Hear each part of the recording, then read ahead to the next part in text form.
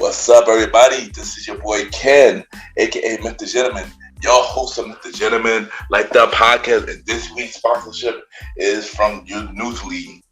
Newsly is a all-in-one audio super app for iOS and Android. It picks up web articles about the most trending topics on the web at any given moment and read them to you in a natural human voice. For the first time in ever of the internet, the entire web becomes listenable, all in one place. Browse articles from topic you choose, start playing, start scrolling, and start listening. You can follow any topic as you specifically as you like, from sports, science to Bitcoin, even for the Kardashians. It will find you on the latest article and you read them to you out loud.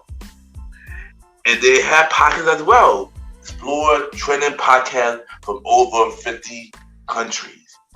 Our podcast, MrGentleman Like That Podcast, is on there as well. Yes, it is. Shout out to Newsly for that. I started using it as my default podcast app. Download and use Newsly for free from www.newsly.me or from the link in the description. Use the promo code MrGentleman that I will also put in the description and receive 1 month free premium subscription. So you already know, y'all, download Newsly now. Check it out. Support them, y'all. This is your boy Ken, aka MrGentleman, your host of MrGentleman Like That Podcast, and enjoy the show. You are now listening to MrGentleman Like That Podcast presents the Old School Show with Ken, aka MrGentleman, and the star Roddy, where we talk anything old school. True.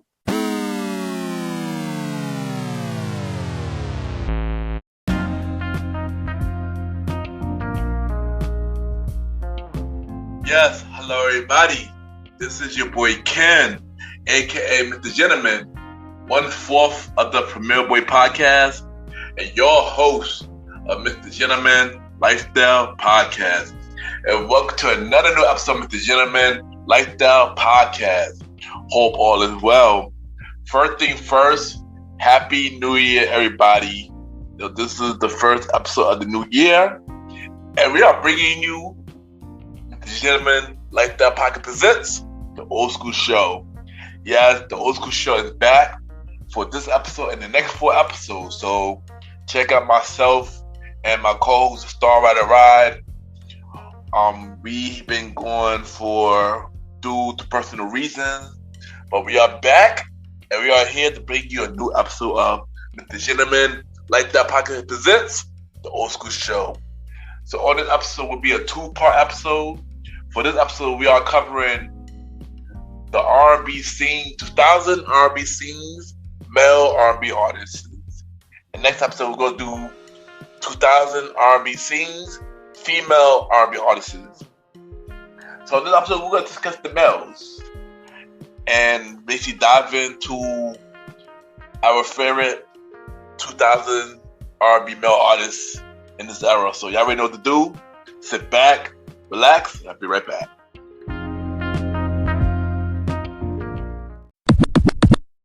This is the star Roddy, and you are now listening to MrGentleman Lifestyle Podcast.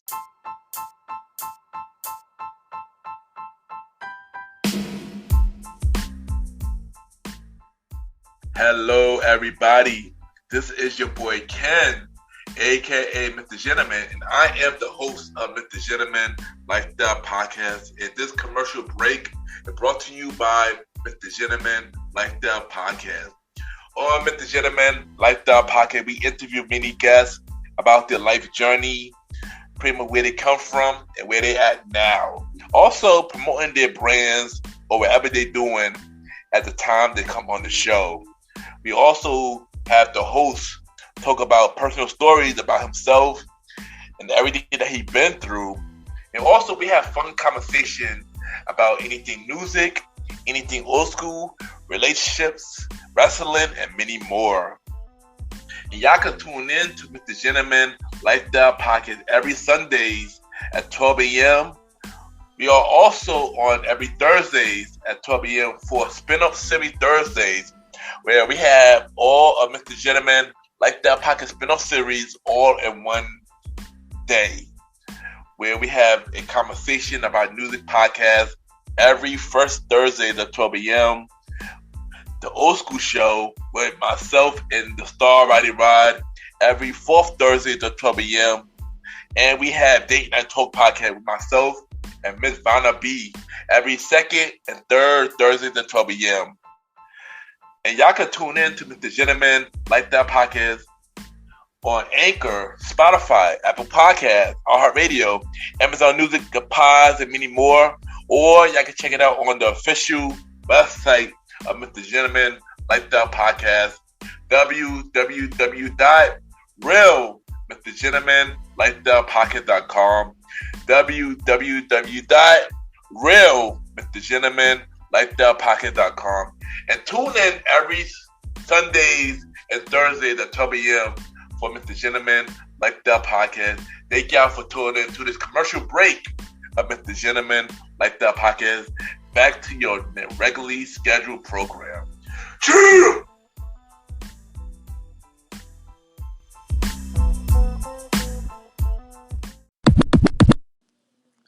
My name is Samuel Austin, and you are listening to MrGentleman Lifestyle Podcast.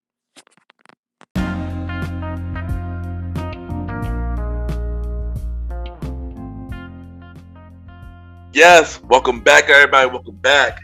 And y'all already know what it is. This is the Old School Show, where, we talk some stuff.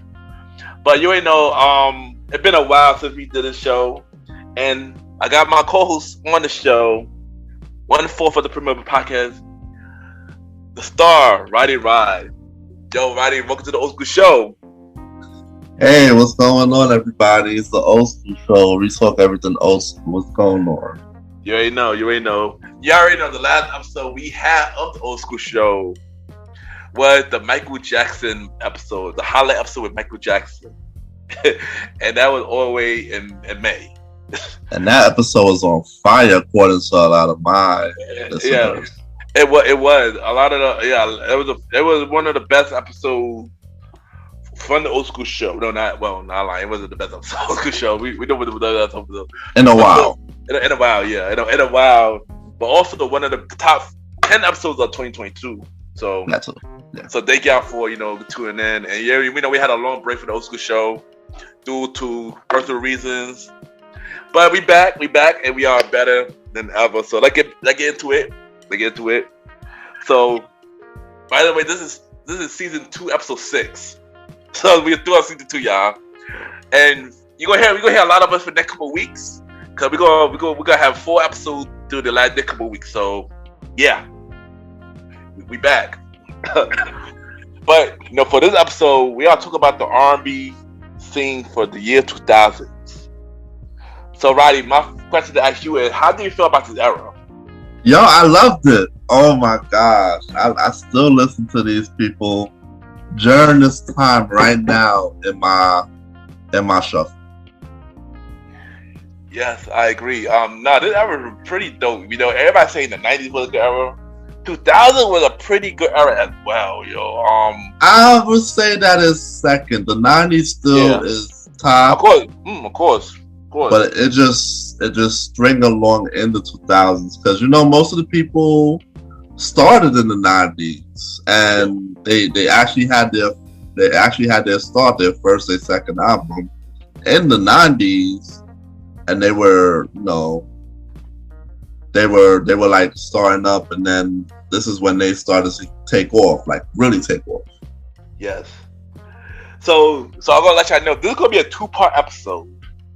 So part 1, we are gonna dive in R&B artists, male R&B artists in the 2000s, and part 2 we're gonna dive into female R&B artists in the 2000s. So we're gonna discuss the males, Yes. And the first artist that we're gonna discuss, my guy Usher. Let's let's discuss Usher in the year 2000. Like, how you feel about how his body of work in 2000? Usher for the 2000s, he was going strong for like 3 albums, like 8701. Yep. The Infamous Confessions. And what was the one name with Moving Mountains? Here I Stand. Here I Stand. But for me, I kind of didn't truly like anything he put out after that fully. And that's to be honest. I ain't gonna hold you. I liked the Usher in the 2000s. Those 3 albums were pretty much one of my favorite. Also, like the one after Here I Stand, which was Raymond versus Raymond. But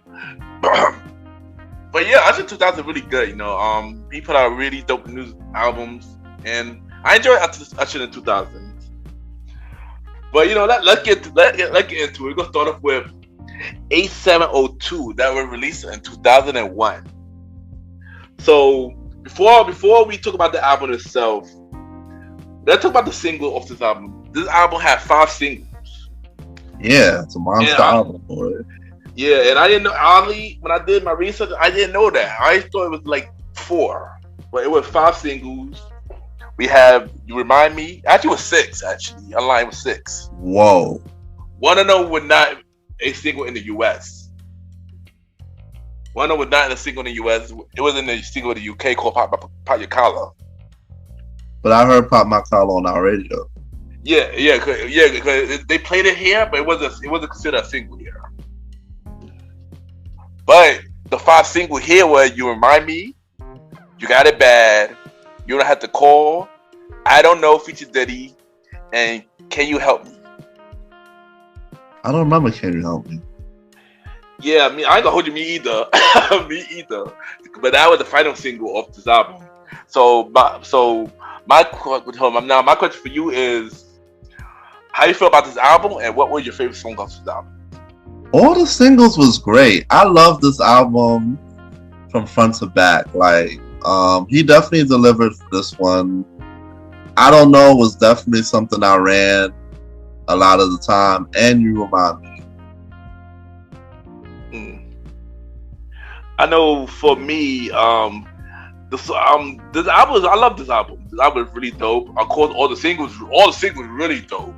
You know, of course, I didn't really hear Can You Help Me? I don't remember that song, but I heard it. But this album as a whole was really dope. You know, yeah, I love the trilogy where, you know, You Remind Me, You Don't Have to Call, and You Got It Bad. That trilogy, when they put those 3 out together as a trilogy, was pretty dope. And this album, I love this album. You know, this was my. That was real creative. It was. So, what was your favorite song off this album? If you had to say. I Don't Know. I Don't Know. Yeah. I definitely agree. I Don't Know is definitely. I Don't Know is my favorite song off this album too. Yeah, you know, you can pick one. You can pick one to one. But pick your top 3. Pick your top 3. I Don't Know. You Remind Me. And Pop My Collar. I know for me, I Don't Know, You Got It Bad, and You Remind Me. So let's talk about some achievement off this album, like, you know, charts review, who was on the album and stuff like that.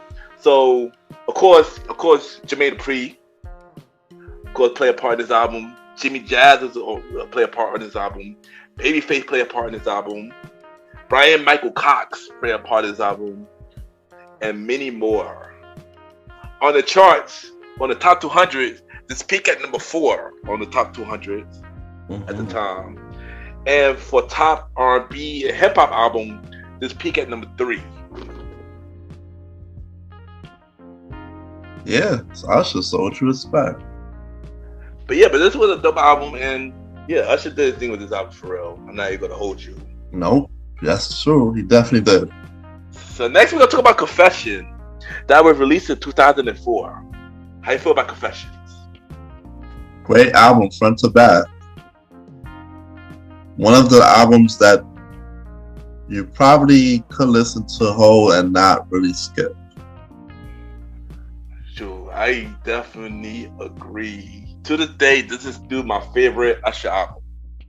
Now he really did his thing, and also we gotta think Jermaine Dupri, he played a big part on this album, a very big part of this album. So we gotta think. It wasn't until later in life that I found out that Jermaine Dupri songs he wrote the songs and it was really about him.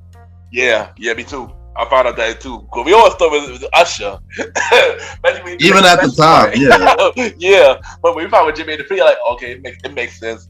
Jermaine Dupri play his artistry into Usher's talent, Usher's talent. So that makes sense. But yeah, now this was a really dope album, front to back, and yeah, singles off this album. So let's talk about singles off this album. So I got caught up because for the fight talk about this album, the singles off this album. I think this had a whole lot of singles.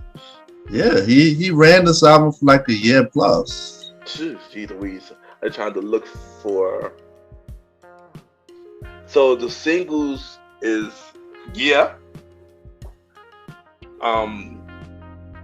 Burn, Confessions, Caught Up, My Boo. To remember the Deluxe edition, My Boo. I believe Throwback was a radio single. He didn't have a video for Throwback. No. It was a radio single. Yeah, it was a radio single, but it was not. Caught Up. Yeah. Caught Up was the single. Yeah, Caught Up was a single. Yeah. And I think I feel like it's something else. I feel like Bad Girl was a radio single as well.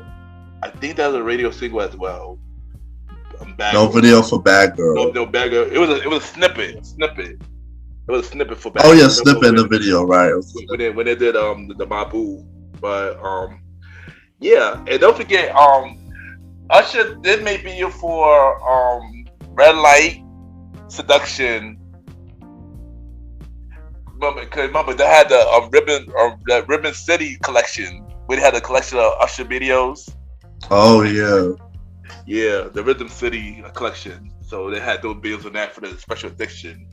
He was going for the thriller approach here, boy. For real. He really was. I think that was his mindset when he made Confession, that he would try to aim for that thriller approach. And he succeeded. He succeeded for this era, for this year. He made it happen. I ain't gonna hold you. He made it happen.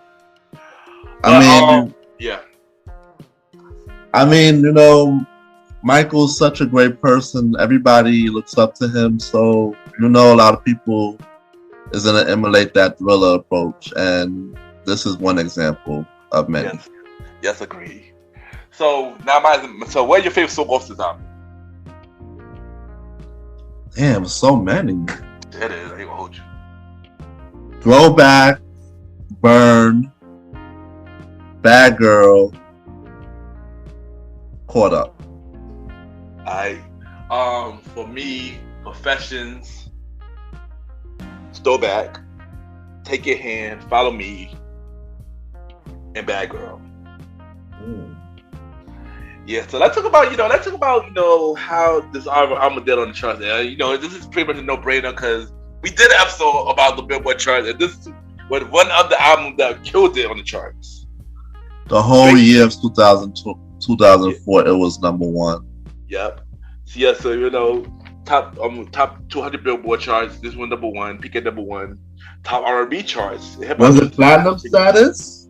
I'm gonna get to that. I need to know. This with Diamond. And this dude, like I said, one of my favorite Usher albums to this day. And sadly, I should never gonna make an album like this again. But this was the amazing album, though. I know, and it sucks because we expecting the Confessions part 2, but we know it's not gonna measure up. Yeah, no, it's not gonna measure up. And I feel like that he do have a release. I guess it should be released this year, part 2, I guess. But we see what happened. And the last album we're gonna talk about for Usher is Here I Stand. So let's talk about Here I Stand. I hated it. Love in This Club was kind of good, but seemed like, in my eyes, it was a upset for Usher as an Usher fan, as a diehard Usher fan.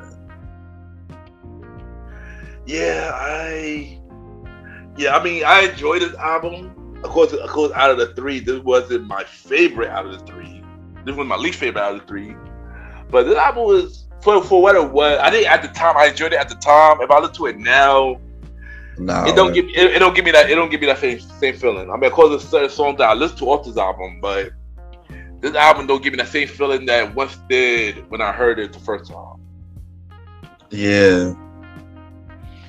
So, favorite song off this album? Only in This Club.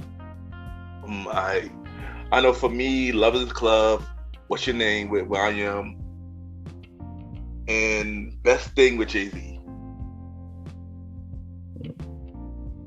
So let's see how the album did on charts. Because I know this wasn't everybody's favorite album. Mm-hmm. So for the top 200, the album did win number one. For how much weeks? It can't be for that much weeks. I don't remember. It had to be less than 3.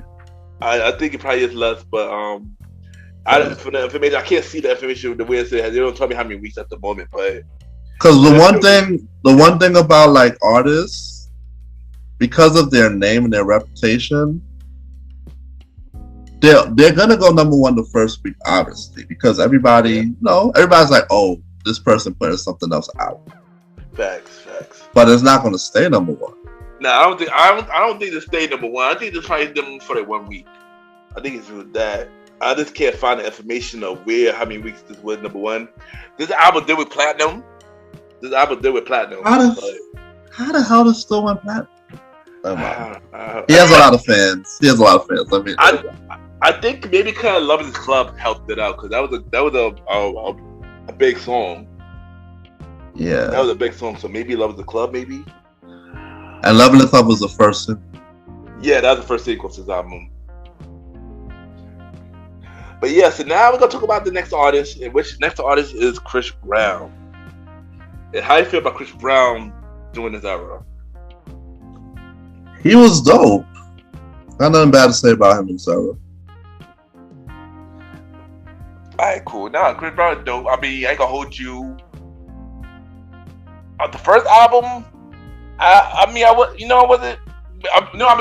get more about that when we get to the first album, but overall for this album, from this era, Chris Brown really grew on me. And I gotta thank one person for that, my ex. Oh boy. No name. Yeah, she played a big part of me becoming a Chris Brown fan. Wow. So yeah. We'll leave that there. Yeah, we'll leave that there. So we're gonna talk about the self-titled album, Chris Brown. That was released in 2005. Now, how do you feel about this album? Loved it. His first album, and he definitely came out the gate running with this one. I loved Yo, Run It, Ain't No Way, Say Goodbye, Is This Love, Winners. Yeah. I know for me, like I said, I was comfortable with Chris Brown's first album. Because remember, this came out when we was in Robeson, and around the time, a lot of women were hyped with the young kid at the time. We were in Chris Brown, B2K, stuff like that. So, when all the women were feeding for him, it was just like, I didn't really care. Didn't really care about Chris Brown at first. But then until I heard Yo, I was a fan of Run It. I'm not going front. I was not a fan of Run It. I'm going to say that here. But when I heard Yo, that kind of changed my perspective a little bit about Chris Brown. Yeah, when I heard Yo, it kind of changed my perspective. Didn't give me that. I wasn't a big fan of Give Me That either. It was like his verse. I was like up and down when it comes to certain songs from this album. It was up and down for me. Give Me That was weird because I actually started to listen and like it later. Yeah, exactly. I think it was because of the remix. Yeah, exactly. That was the same way. Cause now I can listen to Chris Brown album first album now. Completely, I can listen to it now. But back then, during that time, I could not listen to this album. I didn't really like some of the songs. I didn't like. I didn't like certain songs for this album at all. But songs like Yo and Poppin' kind of grew me to like him like a little bit more. You know. So singles of this album, I believe he had 5. So 5 singles. He had Run It, Yo, Give Me That, Say Goodbye, and Poppin'. And Poppin' was also a song with no video. Yeah. And so what's your favorite song on this album? I think you probably mentioned it already, but say it again. I had so much I said Run It, Yo, Winner, Ain't No Way, Is This Love? Yeah. I think Poppin' was good too. Yeah. I know for me it was Yo, Poppin', especially the remix. Say Goodbye, Thank You, and Ain't No Way. But yeah, but like I said, like at the time, I wasn't a big fan of the first album, but I like it now. So yeah. So let's talk about the chart. How Chris Brown's first album did on charts. We're gonna talk about his peak numbers, basically how high the album went. So on the top 200, this peak at number 2. Oh. Yeah, at top 100. Yeah, it peaked at number 2 for R&B albums. UK R&B album, it was number 4. For US top R&B album, hip hop album, it went to number 1. And for US R&B album, hip hop album, Congo, I went to number 4. Wow. Yeah.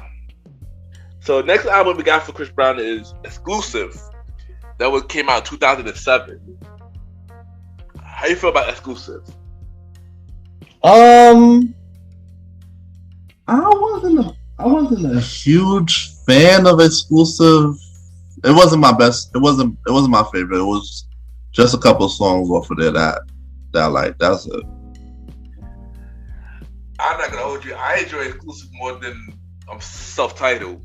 Oh wow, you're the opposite. yeah. Like I said, like as time went on, Chris Brown grew on me. But this album off the back maybe like him even more though. Of course, the first single was Questionable. But everything else, every other single that came out of this album, made me like him. So the single of this album was Wall to Wall, Kiss Kiss, With You, and then later Forever. So what was your favorite song of Exclusive?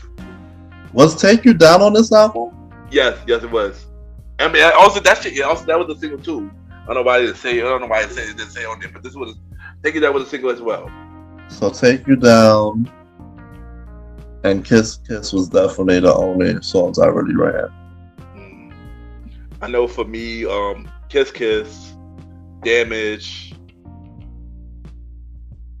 I Call Ya, Down with Kanye, and Forever. Nah, but this was a cool album though. This was a cool album from Chris. I ain't gonna hold you. So that's it. Just wasn't my favorite. Yeah.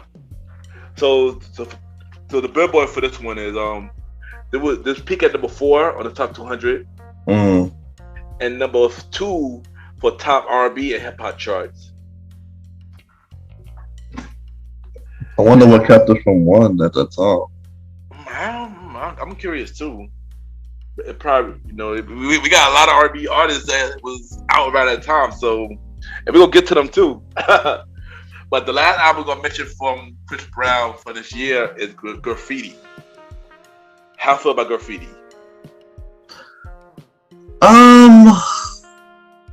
Graffiti was coming out during the time of him with the Rihanna thing, so it was yeah.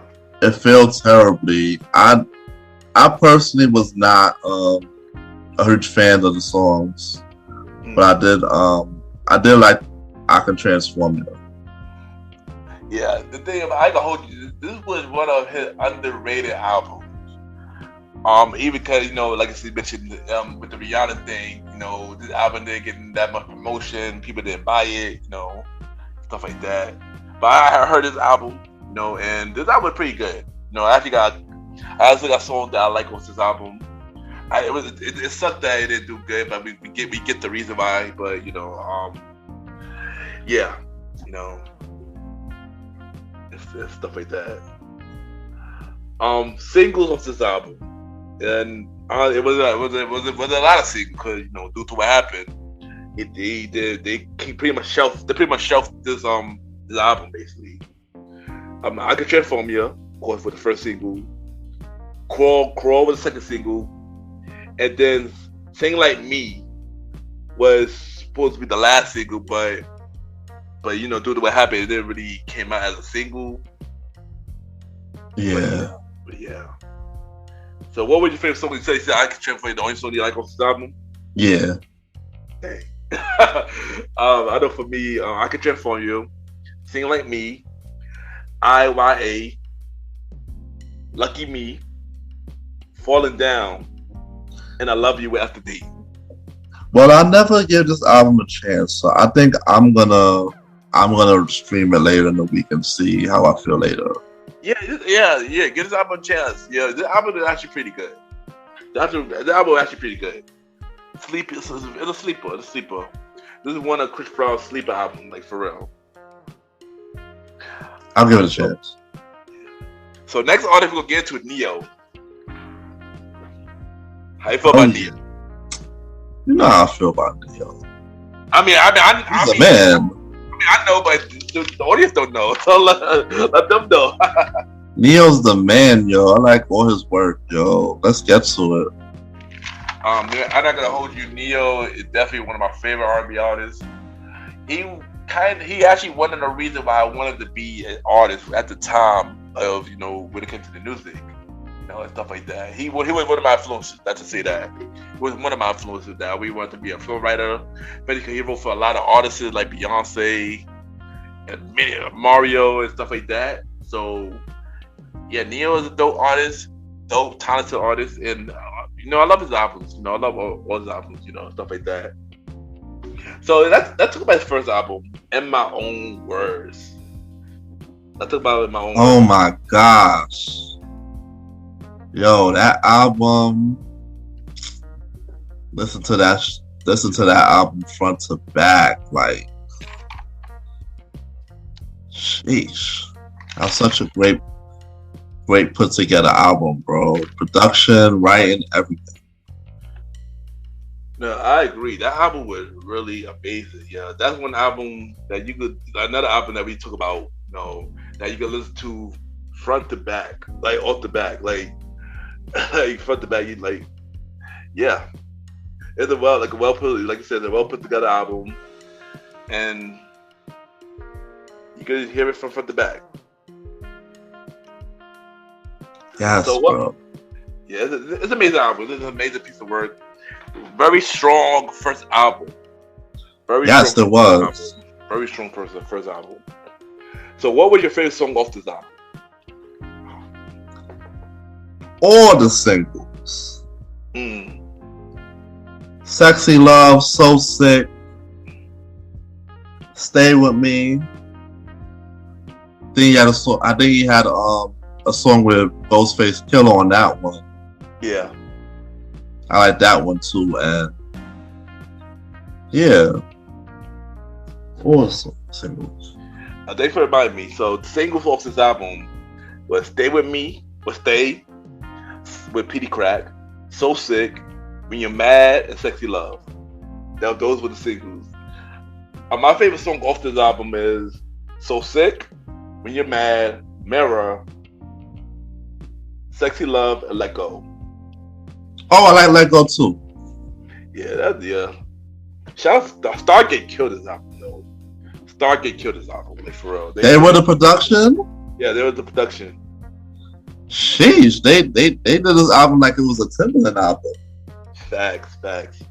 So let's talk about billboards and achievements. So on the top 200, this album went to number one. I don't know how many weeks, but this album was number one on the charts. For top US R&B and hip hop album, it also went to number one. This album was 2-time platinum. 2-time platinum. Oh, gee. Yep. Man, like I said, this was a good body of work, Neo, man. This is a good body of work. So next album we got is Because of You. How you feel about Because of You? I don't think for me it wasn't as strong as the first one, but it was still okay for a Neo album to me. And there was another album after this that did better for me, but that's my opinion. No, I agree. This was a good album. This wasn't my favorite Neo album. The songs just wasn't hitting me. Yeah. As much it was the first album. That's just how I felt. No. I definitely agree with you on this. What were the singles though? So I'm gonna get to right now. So Neo only had 4 singles off this album. Because of You, Do You. Later it had Dream Even Mary, Can We Chill, and Go On Girl. Miss Independent was not on this one? No, we will get to that. We will get to that. No. Oh, I thought it was. Okay. No, but this was the second album. So, what was your favorite song off this album? Do You and Because of You, but I don't know. It's like these days I don't even care to listen to this album like that. Yeah. To be honest, Because of You and Go On Girl, those are the only 2 favorite songs off this album. Yeah. And Do You as well. But and also some with him, Crazy with him and Jay-Z. But other than that, that's really it. This was not my favorite Neo album at all. I'm not even gonna hold you. But let's see how this album did on the charts. So this album they went to number one on the charts for top 200. It went to number one. Wonder how much weeks. I wish I could find that information. That's all right. Yeah, I'll probably find it later. But also the album went to number one on top R&B and hip hop charts as well. And this album went platinum. Oh, wow. And let's carry on. Next album we got is The Gentleman. Woo! How you feel about this album? This was his comeback. Because of You was a sinking tank for me, but this was his redeemer. And this album definitely delivered. I used to listen to this album front to back. Sure. I 100% agree. Yeah, you already know. I always spoke about this. This was definitely one of my favorite Neo albums. I can listen to this album all the time. I still listen to this album to this day. Also, this album was the reason why I've named myself MrGentleman. So this album, played a big part in my life as when I'm, finding myself. So the album played a big part of that, So yeah. And yeah, this album is a dope album. And like I said, it played a big part of my life. This is one of the albums that played a big part of my life. I can tell. Yeah, it did. So, the singles off this album: Closer, Miss Independent, Mad, She Got Her Own with Jamie Foxx and Fabulous, and Part of the List. So, what was your favorite song off this album? I have too many to name. You ain't no name it, son. Like Closer. Nobody. Single. Miss Independent. Fade in the Background was kind of good too. I just listened to the whole album. I ain't gonna hold you. This whole album is fire, son. I hold it. This is one album that's hard to pick a favorite song, but I could pick a favorite song, but it's hard to pick. All of them, every song on this album is just amazing to me. Like, this is another album where I can listen to front to back, no skips.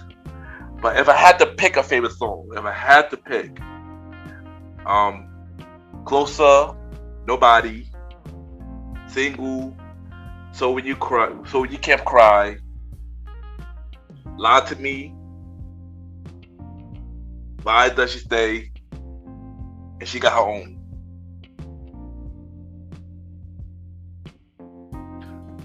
This was just an amazing album, man. Neo, Yes.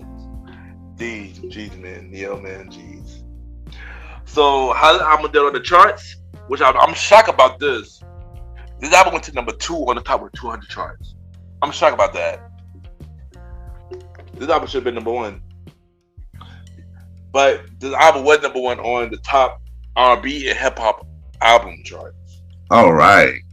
And also, this album went platinum. Okay. Yeah. Yep, Nia, my guy.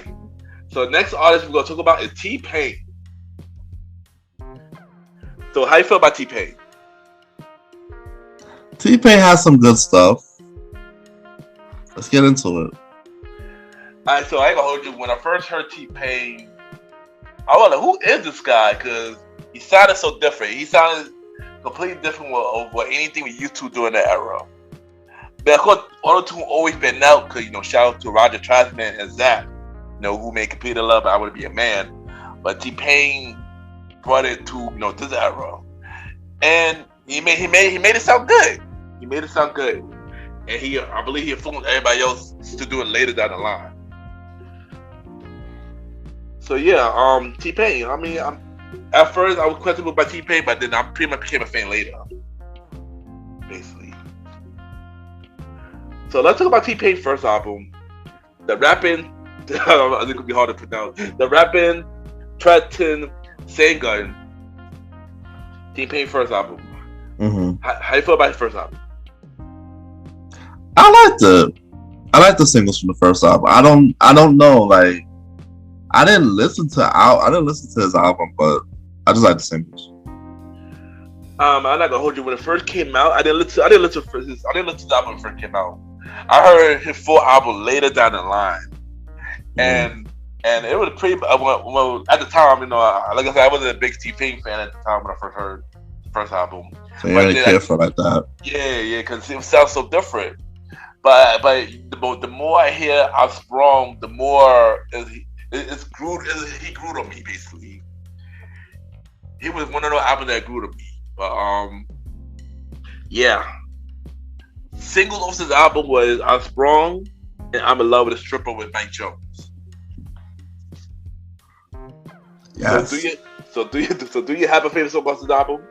Both of those singles is nothing more because I didn't listen to the album. So I know for me, I'm Sprung and Studio Love, and that's pretty much it. Nah. Yeah. I mean, it was a good debut, but it just wasn't my, at that time, it wasn't my cup of tea. It was later down the line that I learned to appreciate this album, So on the Billboard charts, this album peaked at 33 on the Billboard charts.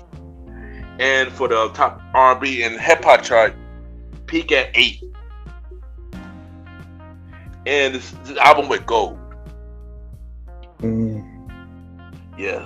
So next album we got is Epiphany, which came out in 2006. T-Pain's second album.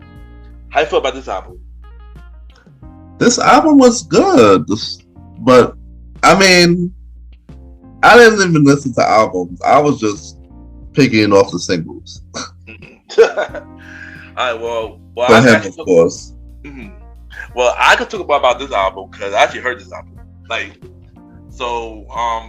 This album is actually pretty good. I have basically a lot of the album on my old laptop because I had mad songs on my old laptop, and this album was one of them. and this album was pretty dope. This album made me a fan of T-Pain. It made me respect him, and it made me a fan of him, all because of this album. So the singles off this album is, of course, "Buy You a Drink," "Shorty Snap" with Young Jock, "Bartender" with Akon, and "Church." What were your favorite songs off this album? "Buy You a Drink" was the only song I liked. There you go. Being honest. No, you ain't good. No, that's good. I know for me, "Buy You a Drink," "Bartender's," "Suicide," because that was a really, really deep song, and it was "Show You How." I gotta check out that Suicide when it's done. Yeah. So on the Billboard charts, this album went to number 1. Oh wow. Yeah, on the top 100 Billboard charts, this went to number 1. On the top R&B hip hop chart, this went to number 1. This album was 2-time platinum. So yeah. And the last album we're going to talk about for T-Pain is "Three Rings." Have you heard this album? How you feel about it? I heard it, and it was a weird. I don't know. I feel like it was a weird type of album for what he was trying to accomplish. Mm-hmm. I don't know. It was just a weird album for me, and I guess the only song I really cared for was the "Chopped and Screw" song. I'm not gonna hold you. I gonna have to agree. I heard this album before, and this was a weird album, but it was pretty good in my opinion. The features we got different tastes. I know, but the features on the album were pretty interesting though. They had Diddy on this album. They had Mary J. Blige on this album. They have Raheem DeVaughn on this album. New Soul Child on this album. Wow. Ciara. Yeah, all the heavyweights. Kanye. Yeah, this album. Yeah, this album was pretty interesting. Yeah, I mean, this wasn't my favorite T-Pain album, but from what it was a good album to me. Stuff like that. The singles off this album was "Can't Believe It" with Lil Wayne, "Chop and Screw" with Ludacris, "Freeze" with Chris Brown, and "Boom." So, what were your favorite songs off this album? Just "Chopped and Screw." For me, was "Ringleader Man," "Chop and Screw" with Ludacris, "Freeze" with Chris Brown, and "Therapy" with Kanye. It also changed with Akon, Diddy, and Mary J. Blige, which is another deep song. On the Billboard chart, this album went to number 4 on the Billboard charts, and for the top R&B and hip hop chart, it went to number 1, and this album went gold. Yeah. So next we got Akon, who signed T-Pain. He was one of his artists. So how you feel about Akon? Akon was good. I like his stuff. Yeah, Akon was definitely a different artist, man. He's definitely unique in his own way. I like Akon. I feel like Akon was one of the dudes that started that different sound, during that era. Alright, so how you feel about the first album, Trouble? Trouble was okay. Trouble was good. All the singles I like. I didn't really check out the album itself, so I don't know how the album itself was. I agree with you on this. Singles was pretty dope. I didn't listen to the full album of Akon. I did hear her Akon album, but this wasn't the full album I listened to. But from the singles, it was dope for the singles. But this is probably one of the albums I might have to listen to now and see how it is. So singles off this album is "Lock Up," meaning with Style P, "Ghetto," "Lonely," "Belly Dancer," and "Pot of Gold." What? Never heard of "Pot of Gold." Me either. me either. I've heard of "Belly Dance." I didn't like Belly Dancer like that. I ain't gonna hold you. So what were your favorite songs of this album? Just "Lock Up"? Locked up and lonely. I know for me, "Locked Up" and "Ghetto." Alright, so let's get some chart review on this.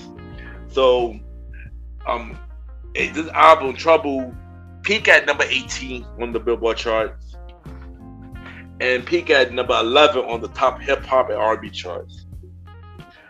This album went to platinum. Yep. So next album we got from Akon is Convict, 2006. How do you feel about this album? This album was cool. Like, this album was definitely a good one. Yeah, this was one of the albums I actually did her for Akon. This was a good album, especially on the singles. This album was cool. So singles off this album, he had a lot. He had 6 singles off this album. Yeah, Smack That with Eminem. I'm Gonna Love You with Snoop Dogg. Don't Matter. Mama Africa. Sorry, blame it on me. And I Can't Wait. I wanna love you and Don't Matter. I know for me with Smack That, Mama Africa, and Don't Matter. Yeah, but this was a cool album. But I could talk more about the next album we got for Akon. But before we get to that, the chart review on the top Billboard charts, it went to number 2, and on the top R&B hip hop charts, it went to number 2. And this album went 6-time platinum. Jeez Louise! Wow, this album was 6-time platinum. Oh wow! So next album we got is Freedom. That came out in 2008. So how you feel? I don't know this one. I don't know about Freedom. Alright, so I'm gonna tell you about Freedom. So I heard this one. I heard this album in full. This album was alright. The singles of this album was 4 singles. Right Now, Nah Nah Nah, I'm So Paid with Jeezy and Lil Wayne, Beautiful with Content Official and Cooley O'Brien, and We Don't Care.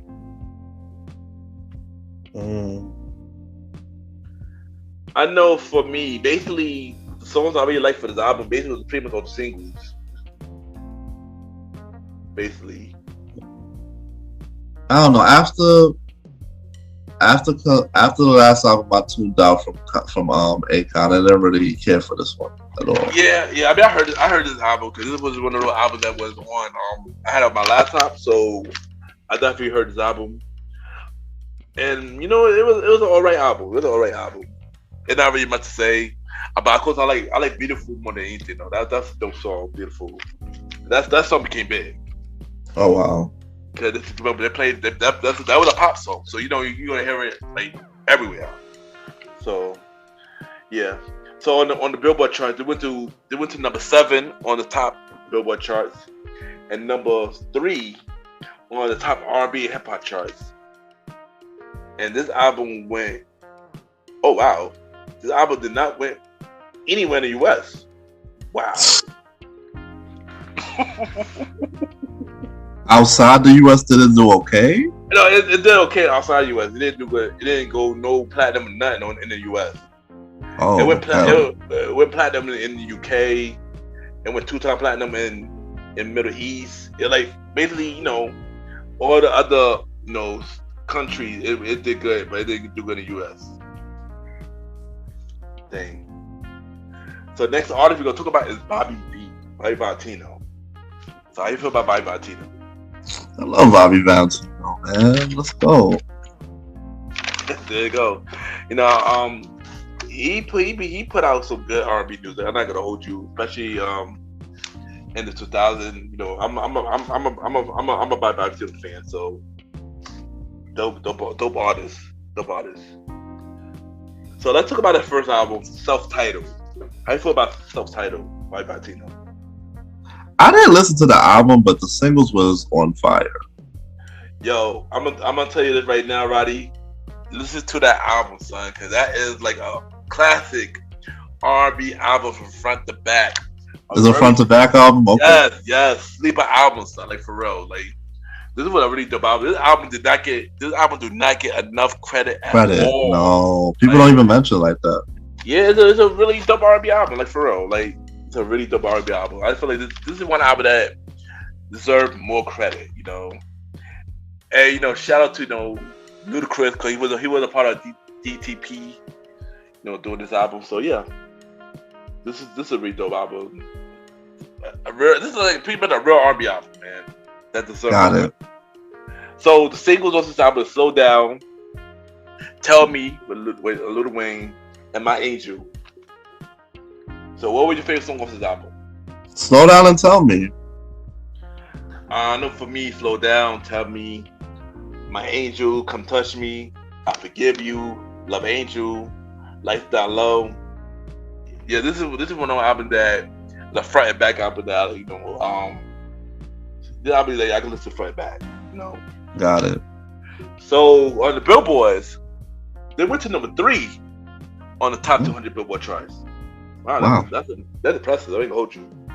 On the hip hop and R&B chart, they went to number 1. And it went gold. The album went gold. Alright, so next album we're gonna talk about is Special Occasion. How you feel about Special Occasion? Special Occasion was not a strong one for me. What was the singles on this? Turn the Page and Anonymous. Yeah, I didn't even check out the album. I just know about Turn the Page. I heard the album and I agree with you. This was not a strong album. I mean, I like a couple of songs from it, but this wasn't a strong album at all. This is stuff like that. Yeah. This was probably the album that made the label rethink what they want to do with him. Yeah. I think it is. Go on with the facts. So, my favorite song off this album. I do have a favorite song off this album though. Oh wow. Turn the Page, Anonymous, Real Brew with Ludacris, and Real Brew was cool. Yeah, Real Brew. And one more. If I Had My Way. Yeah. So charts on the charts. Oh, G Louise. It went to number 3 on the top Billboard charts. Okay. Went to number 1 for top R&B hip hop charts. And this album did not go any platinum or nothing.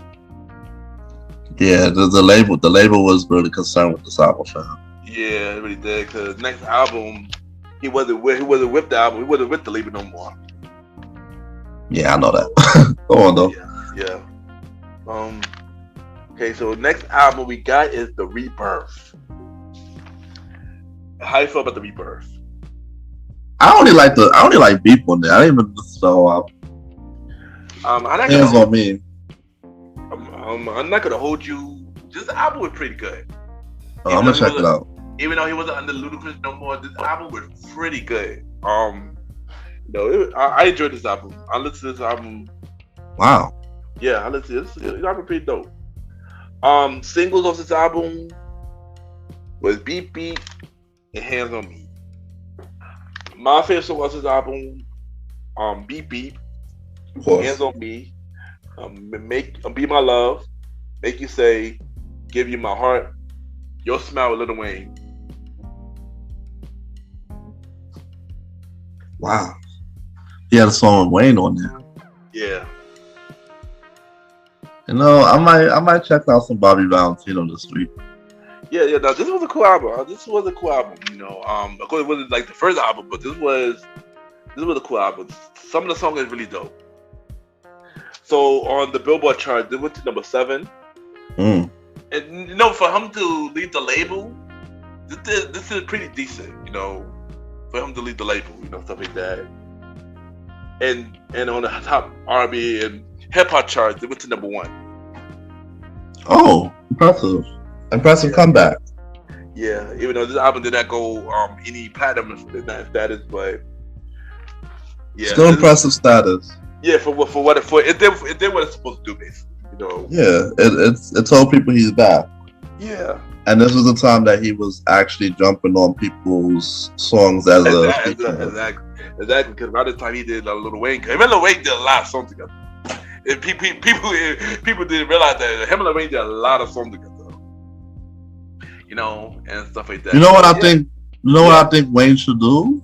Yeah. Put together a collective of album with a whole bunch of R&B features. Make that shit like very long, but I doubt he's gonna do that at this point in his career.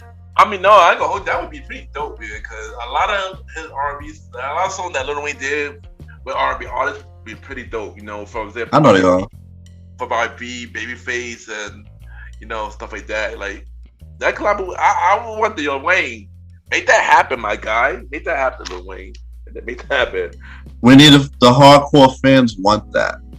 Facts, agreed. And then you could drop your rap album at the end of the year.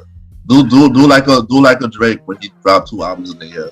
Yeah, definitely. So next album next artist we got is Mario. How you feel about Mario? Mario's cool. I was impressed with the whole versus thing that he really was a great singer. Mm-hmm. You know, I always been a Mario fan. You know, when Alicia Keys was praising him when he first came out on 106, saying that she got a new artist coming out named Mario, or who was on J Record, who was signed with Clyde Davis. And then we heard Mario. That dude was really talented. My thing about Mario is that he never gets the respect that he deserves. He did. Yeah, like that dude was so talented, but he never get the respect that he deserves. Like you mentioned about the verses, I'm happy that he got that respect now. He getting that respect now. But yeah, no. Alright, so we're talking about the first album, self-titled. How you feel about the first of the self-titled? Man, I've heard most of the songs on here over the years. This was definitely a real banger for a first album, bro. It was. In my house we had a CD, so I heard this album all the time, and this was definitely a dope first album. He killed it for his first album. He definitely killed it. Yeah, and let's talk about the singles of this album. So we only had 3 singles of this album. Of course, we had Just a Friend, Braid My Hair, and Come On. So what were your favorite songs of this album? Just a Friend, Braid My Hair, 2 Train, and Could You Be?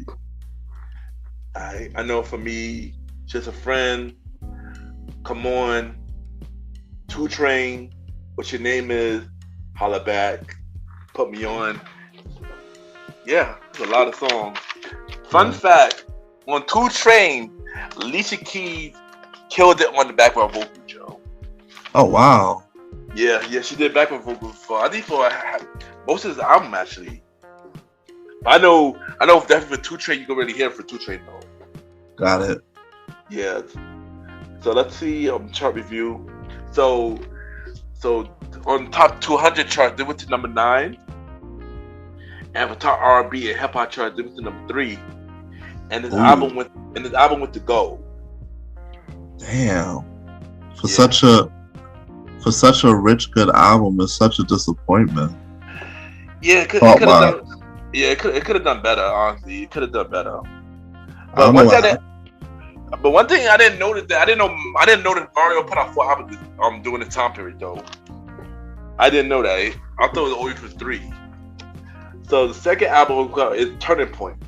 How you feel about Turning Point? Turning Point is great. Okay, there you go.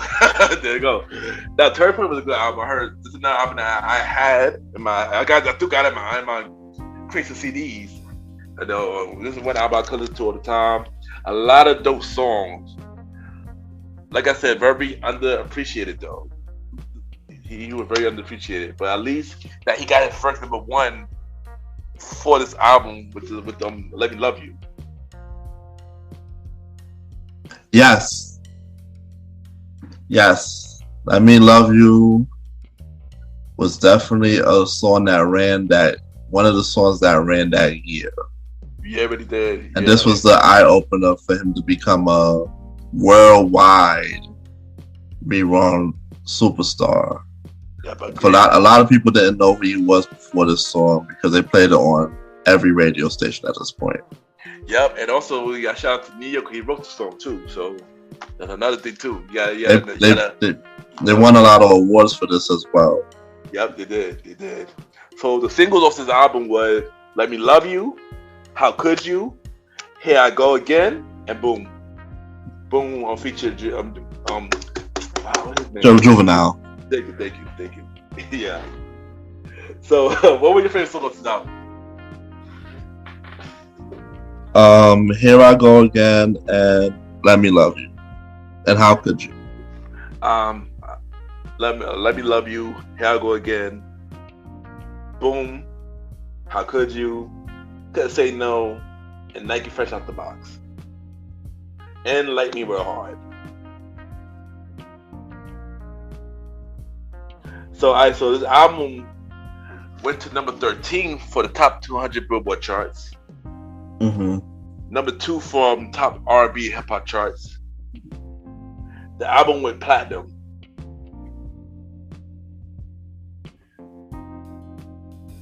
Oh wow! Yeah. So next album we got. Yeah, I mean the album itself deserved to be higher, but yeah, he killed it. So he killed it. Yeah.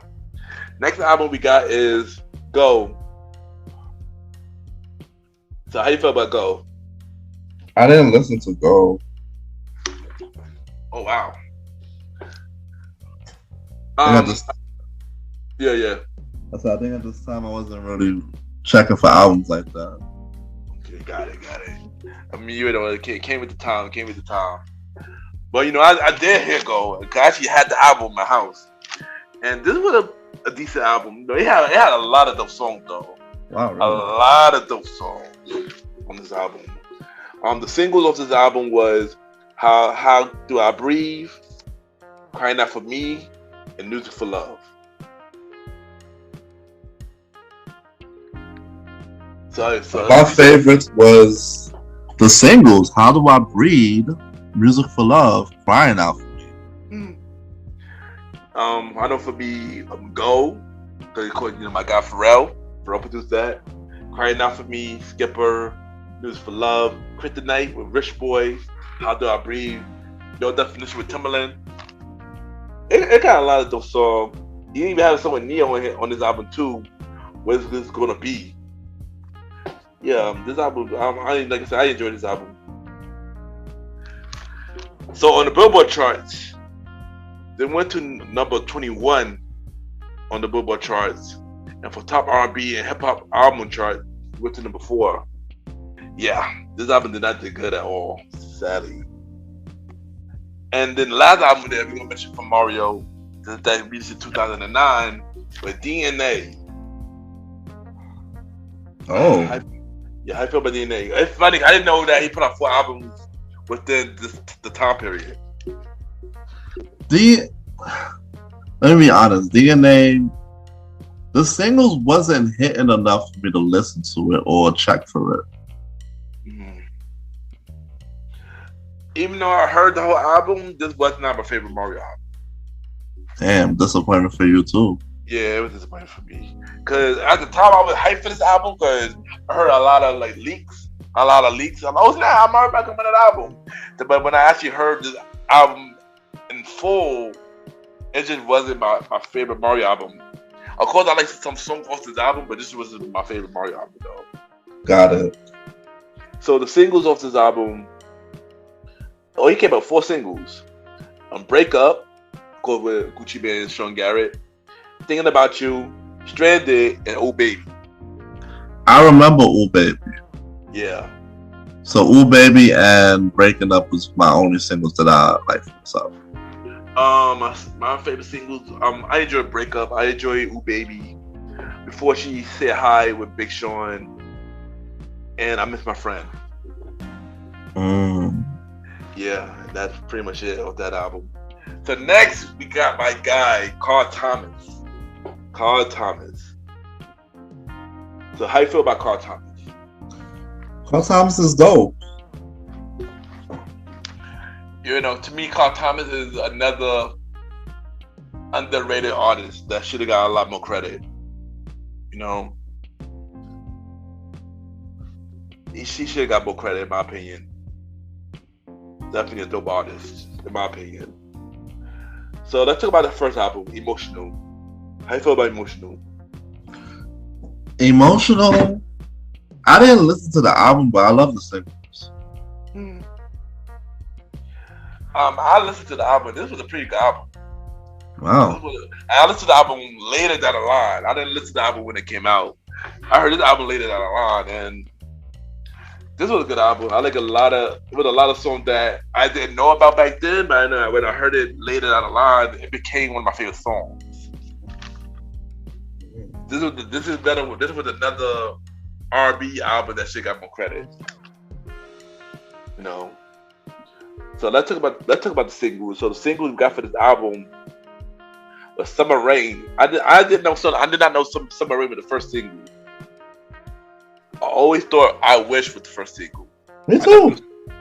I never knew Summer Rain was the first single. I'm a little shocked about that. Summer Rain, I Wish, and Emotional. And you said the singles was your favorite songs, right? Yep. So I'm gonna piggyback on that and agree with you, but also add Superstar. Mm-hmm. And it's another song that he had on his album that I enjoyed. Trouble Won't Last, which is the interlude, but I love the interlude. And Giving You All My Love. Got it. Yeah. Next album we got for Carl Thomas is Let's Talk About It. Which I own this album. How you feel about this album? Let's Talk About It. This album was okay. It was pretty okay. I did hear it when I was in somebody's car, but I didn't own it. Okay. Well, I got a little fun fact. So Let's Talk About It was not the original album title. What? It wasn't. No, it wasn't. The original album's title was called Rebound. Oh. Yeah. A Rebound's a song on there. Yeah, Rebound a song on it, yeah. I don't know what was the change for the title, but yeah. Let's Talk About It is the official title. Rebound with the original title at the time. And one thing I did not know, I looked at the Rebound title, and I did not know Ty Triplett wrote the song. Ty who? Triplett? You know, Ty Triplett. You know the guy who do gospel? Yeah, I didn't know that too. I just look at the credit. I'm like, wow, he wrote this song. Wow, that's crazy. I didn't think he did anything for R&B at all. I didn't. I didn't know. I'm shocked about that. That's wow. That's amazing. So the singles of this album. For some reason the singles not listed, but I know the single of this album. So the single of this album is "She Is" with the LL Cool J. Mm-hmm. "My First Love." Mm-hmm. And Anything. Mm. Oh yeah. Make It Alright. Yeah. Make It Alright. Make It Alright. Do you have a favorite song of this album? Make It Alright. Yes. Yeah, of course She Is. Make It Alright. I'm gonna add on "My First Love." That was a song that I really loved for a very long time. Me too. I kind of like that song too. Wow. Yeah, "My First Love." Anything. You know, song that I like off this album. "Let Me Know" and "Rebound" and "Work It Out." And also for the bonus, but I don't think this is on streaming service, that he had a song with Kanye West. Oh, wow. Called "That's the Way You Do." And yeah. So on the charts, this peaked at number 4 on the charts, on the top Billboard charts, and on the top R&B and hip hop charts, it was number 2, and it went gold. Yeah. So the last album that we're going to talk about from Carl Thomas is "So Much Better." And how you feel? Have you heard this album? No, I don't even know what this is. Okay, because I'm not surprised. Because I'm gonna tell you the reason why nobody heard this album. Because this album, for some reason, is not on streaming service. I don't know why, but this album is not on streaming service. Good thing I heard this album a long time ago before they took it off streaming service. And it was a cool album. Was it his best work? I feel like more people need to listen to this album, but this is a cool album from what I heard it. And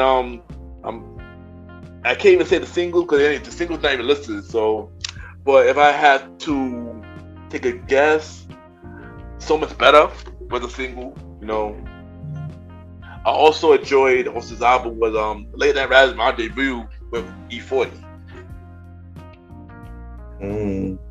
Yeah, and this was a cool album. I mean, this was a cool album. I wish I could have listened to it more so I could give like a better review about it. Because since it's not on streaming server, I can't really say that much about this album. But from when I heard it a long time ago, this was a cool album. You know? And like I said, I just say Carl Thomas deserves more respect. You know? So next we're gonna talk about Jamie Foxx. How do you feel about Jamie Foxx, the artist? He's talented as hell. I just wish that he would have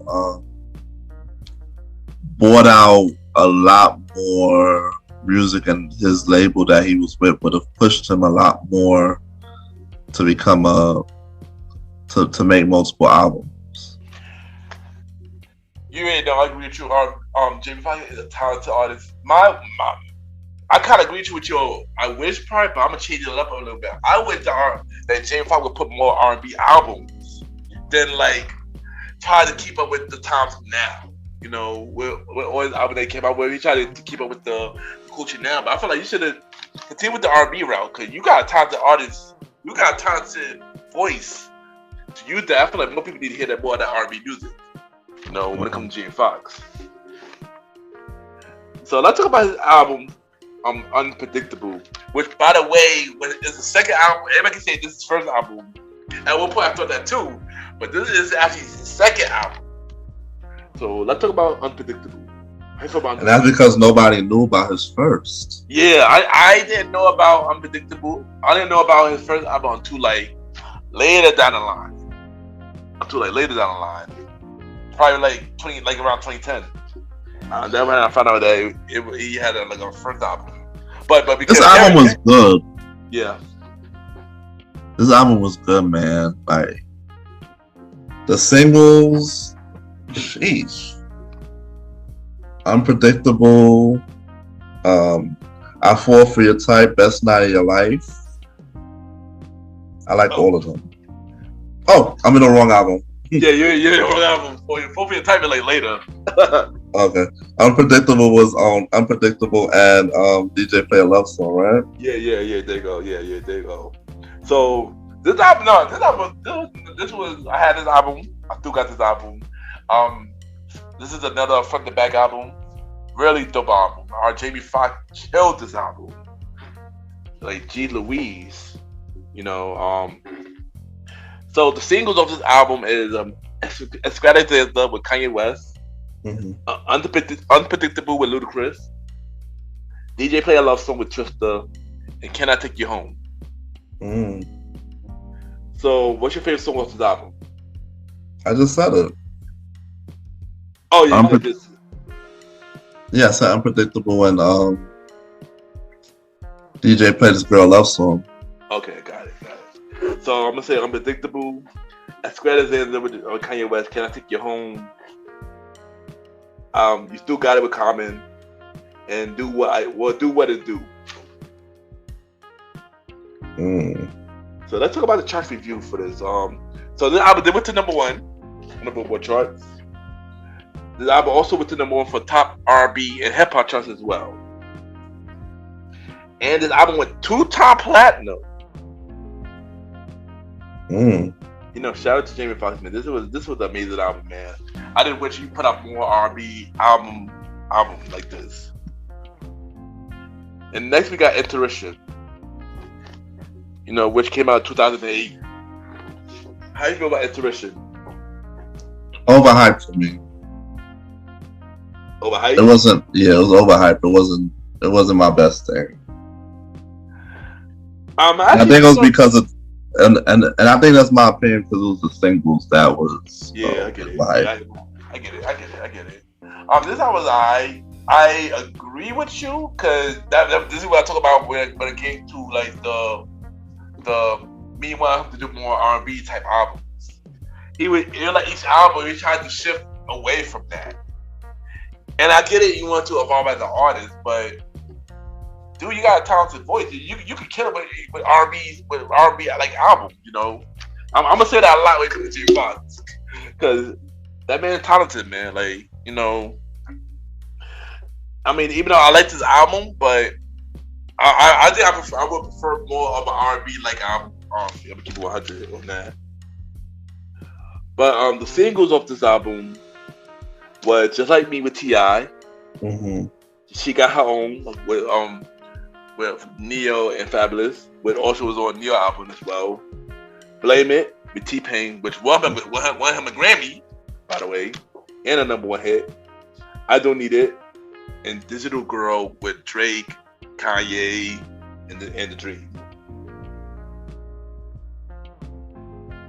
What was your favorite song of this album?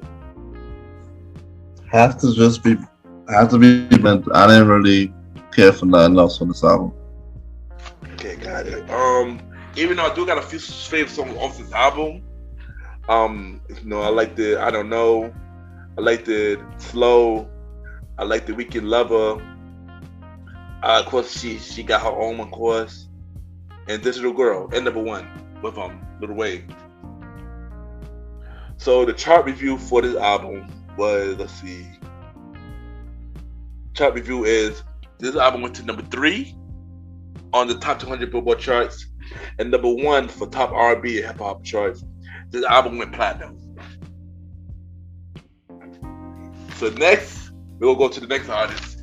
Even though, you know, people consider him as pop, I felt like this era people would also consider him as R&B because he started working with a lot of hip urban music artists. And this person I'm talking about is Justin Timberlake. How you feel about Justin Timberlake? Dope. That's what I gotta say. Nah, Justin Timberlake is a dope guy, man. I love the fact that he switched over to urban and he killed it on that lane. You know, he killed it on that lane. I'm not gonna hold you.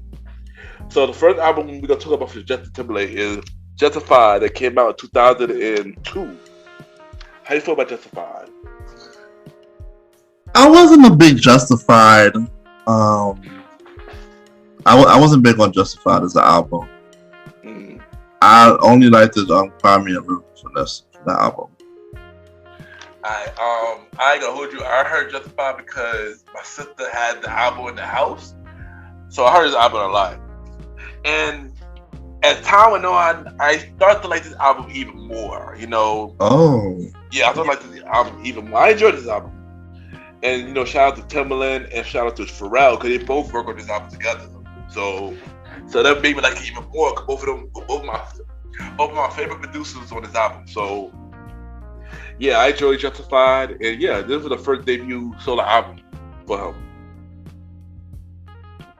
So straight out the gate, y'all. There you go. So the singles of this album, for some reason, it's not. I know the singles are obvious, but not listed here for some reason. But the single of this album is Like I Love You with the Clips, Senorita, Cry Me a River, Rock Your Body. And my favorite song off this album is all the singles, Oh No, What You Got, Last Night, and Let's Take a Ride. Oh, and Take It From Here. Wow. Now, like I said, Pharrell and Timbaland on the same album. Majority of the album is the Neptunes. Like, yeah, you know, I love the Neptunes, so yeah, you already know. I'm a big fan of Neptunes, so yeah.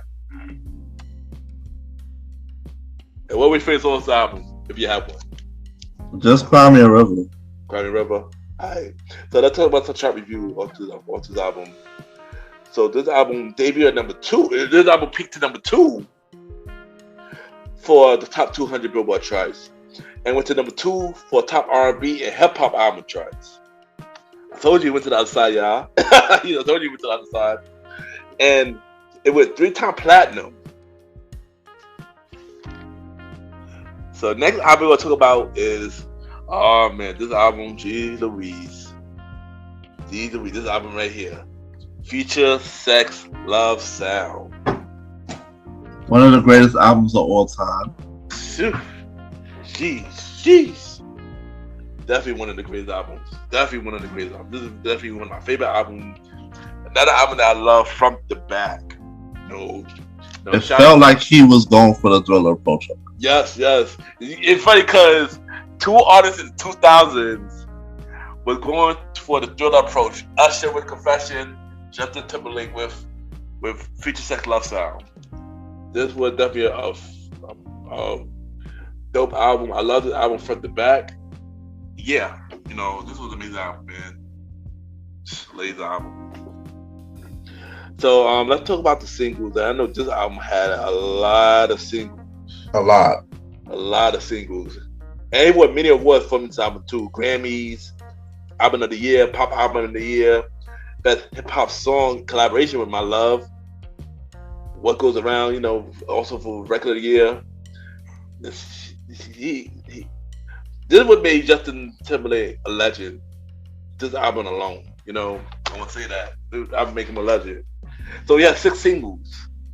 Sexy Back, My Love with T.I., What Goes Around Comes Around, Love Stone / I Think She Knows, Until the End of Time with Beyonce came out in Later. And Summer Love, which was a single but did not have a video.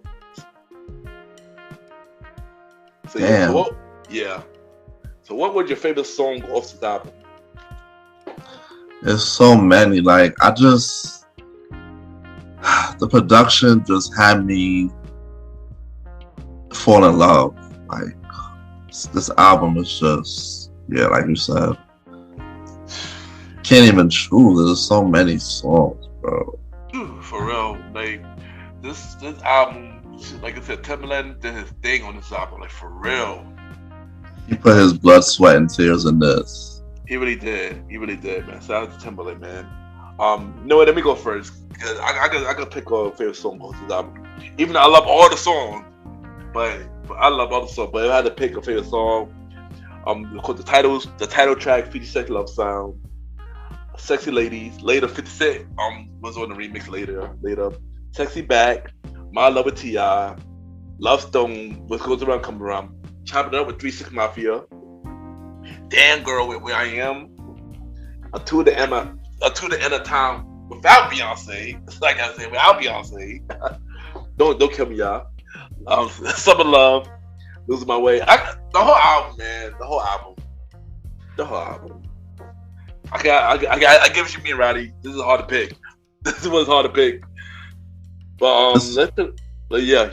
So you about to say I was just gonna say, it's hard for me to pick a song from this, but hearing this album front to back, I have to give it a 10 out of 10. And I do still stream to this day. What Goes Around Comes Around, and Until the End of the Time, anytime it comes up. I agree. Me too. Now this album is still one album. Can't even skip it. Like is that good? Me either. I can't even skip this album, man. I want JT though. This is another album that I wish JT could make again, but I'm not sure if he could make another album like this. He tried with 2020. He tried with 2020 experience. Even though I love that album too, but it wasn't this, It wasn't this. But the thing about artists, when they make classic albums, it's so hard to replicate or bring the magic again because the high expectation is already there. We've seen people who do it and come close, but it just never reach the same amount of substance. Yeah, agree. So, chart review for this album, of course, it went to number 1 on the top Billboard chart. It also went to number 1 on top R&B hip hop charts. Let's see how many times platinum this go. 4-time platinum. Damn. I thought this would go diamond. I'm not gonna hold you. I thought this would go diamond, but 4-time platinum. It went diamond elsewhere though. It went diamond in Russia, but in the US it was 4-time platinum. Sure. Facts. Next, let's talk about B2K. Only reason I beat Adam in because of the next artist. But before we get to the next one, we got to talk about the place we went before he went solo. So let's talk about B2K. How you feel about B2K? B2K was a phenomenon. That's all I gotta say. I agree. I don't have much to say about it either. They were a phenomenon. Did you listen to the B2K albums? Sadly, no. I didn't either. So I don't have much to say. I just want to say that I didn't know that they released 3 albums in the same year. It was literally the same exact year? Yeah, same year. They had the self-titled, then they had the Christmas album, and then they also had Pandemonium that had Pop and stuff like that. So, yeah. And then, of course, later they broke up. And then this next artist went solo, which was Omarion. And this is the main artist we'll get to. So let's talk about Omarion. So how you feel about Omarion? Omarion, man, his first album was kind of good. I'm not gonna hold you. I slept on the first album a little bit. I slept on it, but I listened to it album I listened to later, and it was pretty good. But yeah, I mean, during the time, I didn't listen to the first album during the time though. Cause I would do thinking of Mario as B2K Mario. I wasn't thinking about it as solo artist of Mario. Got it. Yeah, that's probably why I didn't look. That's probably why I didn't listen to the album at the time. You know, but of course I listened to the album later down the line, and it's a pretty good album. So the singles of this album was "Oh," "Touch," and "I'm Trying." I love all the singles. Yeah, I agree. I know I didn't like "Oh" at first, but "Oh" I grew on me later. I did "Off the Back." I liked the touch off the back. Not only because Pharrell produced it, but it was a good song. It was a really good song. And I'm trying. I agree. I'm trying, and also, I wish as well. So next album we're gonna talk about 21. Now this was the album I did listen to with Mario. But how you feel about this album? Hold on, my bad. Oh, hold on, my bad. Let me rewind it. I went too fast, buddy. My bad. I did the chart review. I did the chart review for this. So the chart review, this album went to number 1 on the top 2 Billboard charts, top 100 Billboard charts. Also, the top R&B and hip hop charts, it went to number 1 as well. The album went gold. Okay, now let's talk about 21. My bad. Now let's talk about 21. I went too fast on that one. I freaking love Icebox. I would listen to Icebox for 10 times. Like that's how much I used to run that in my iPod. Nah, me too. And yes, ladies and gentlemen, this was during the height of the iPod season. Yeah, it was. I had an iPod too, so trust me. Nah, we're just letting the audience know who, like, wow, you had an iPod. Yeah, because this is the old school show. We come into your iPods. Old school show. No, but this album is a really good album, man. Front to back. This is one of the albums I really did enjoy from Marion. This made me respect him as an artist. This album, and yeah, I enjoyed this album. I definitely enjoyed 21. So the single. Man, listen to the album as a whole. But is it actually a good work? Yeah, it's a good work. I like this album. Of course, not every song I like, but I like this album though. I do got some favorite songs of this album. So the singles of this album is Entourage and Icebox. I believe you already told me your favorite song was this album already. So yeah, Icebox. I know for me also was Icebox. Timbaland killed that song, man. Timbaland killed it. He did, bro. Wow. Also Entourage. Also enjoyed Entourage. Also song called A Session. Pharrell produced that. He killed that song too. That song was dope. Yeah, listen to that song, Roddy. Alright. Also, Midnight. Midnight was another song I like off his album. And I think that's it. And just that sexy. And I think that's it. The album was actually pretty good, you know. Top Billboard chart, the album went to number 1. Top 200 Billboard chart. Also went to number 1 in the top R&B and hip hop chart. I expected that. Yeah. But the album did not go platinum or anything. They didn't say. Wow. Yeah. So next artist that we're going to mention. I wonder if this is why he was shopping around. Probably. Yeah, probably. Because after this, he was on MMG and then Young Money for a while. Then I don't know. Was he? No, the next album he had after that was the Face Off album with Bow Wow. Which I'm not going to get into that, you know. I'm not going to get into that. But then he had another album called Illusion after. Mm-hmm. That was in 2010. But next we're going to talk about, you know, before we go talk to the actual next artist, we got to talk about his background, where he come from. So first, he was in a group called Immature in the 90s. They changed their name to IMX in 1999. Then they had another album called Self-Titled in 2001. Did you listen to IMX album? I know you is a Marcus Houston fan, so now I added this in. I did not listen to album, but I did listen to singles. Like I remember the singles for that album was like Stay the Night and My First Time. Yeah. I also listened to First Time. That was a really good song. I believe R. Kelly wrote this. So, whoa. Yeah, I think he did. He wrote this. Yeah. I know that. Yeah. I didn't know that. R. Kelly actually. I don't want to talk too much about this guy, but he wrote, you know, a lot of songs for Marcus Houston. Believe it or not, shocking enough. When we get to the solo piece, he actually wrote a song for him doing the solo piece too. But yeah, I didn't listen to this album in full, but I did listen the First Time, and that was a really dope song.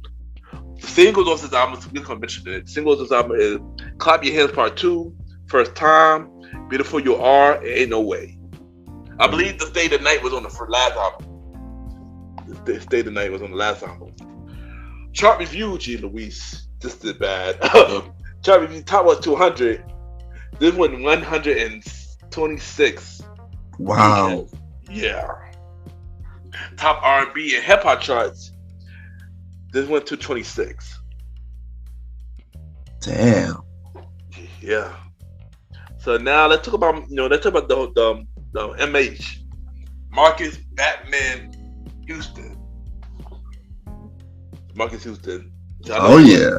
How you feel about Marcus Houston? I had this album, my boy.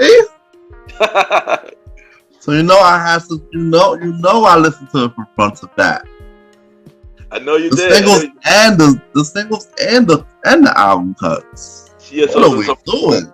Yeah, so we talk about MH. So you heard MH. You heard MH. You said, right? Yeah. So yeah, I mean, I heard the first album. Some song for the first album. That's actually a pretty good song. So it's a pretty good album. I like some of the songs on his album. The singles were "That Girl," "Clubbing," "Pop That Booty," and "Because of You." My favorite song off the album was "Clubbing," which this was the song that R. Kelly wrote, and "That Girl," and Neo wrote "That Girl." I did not know that Neo wrote "That Girl."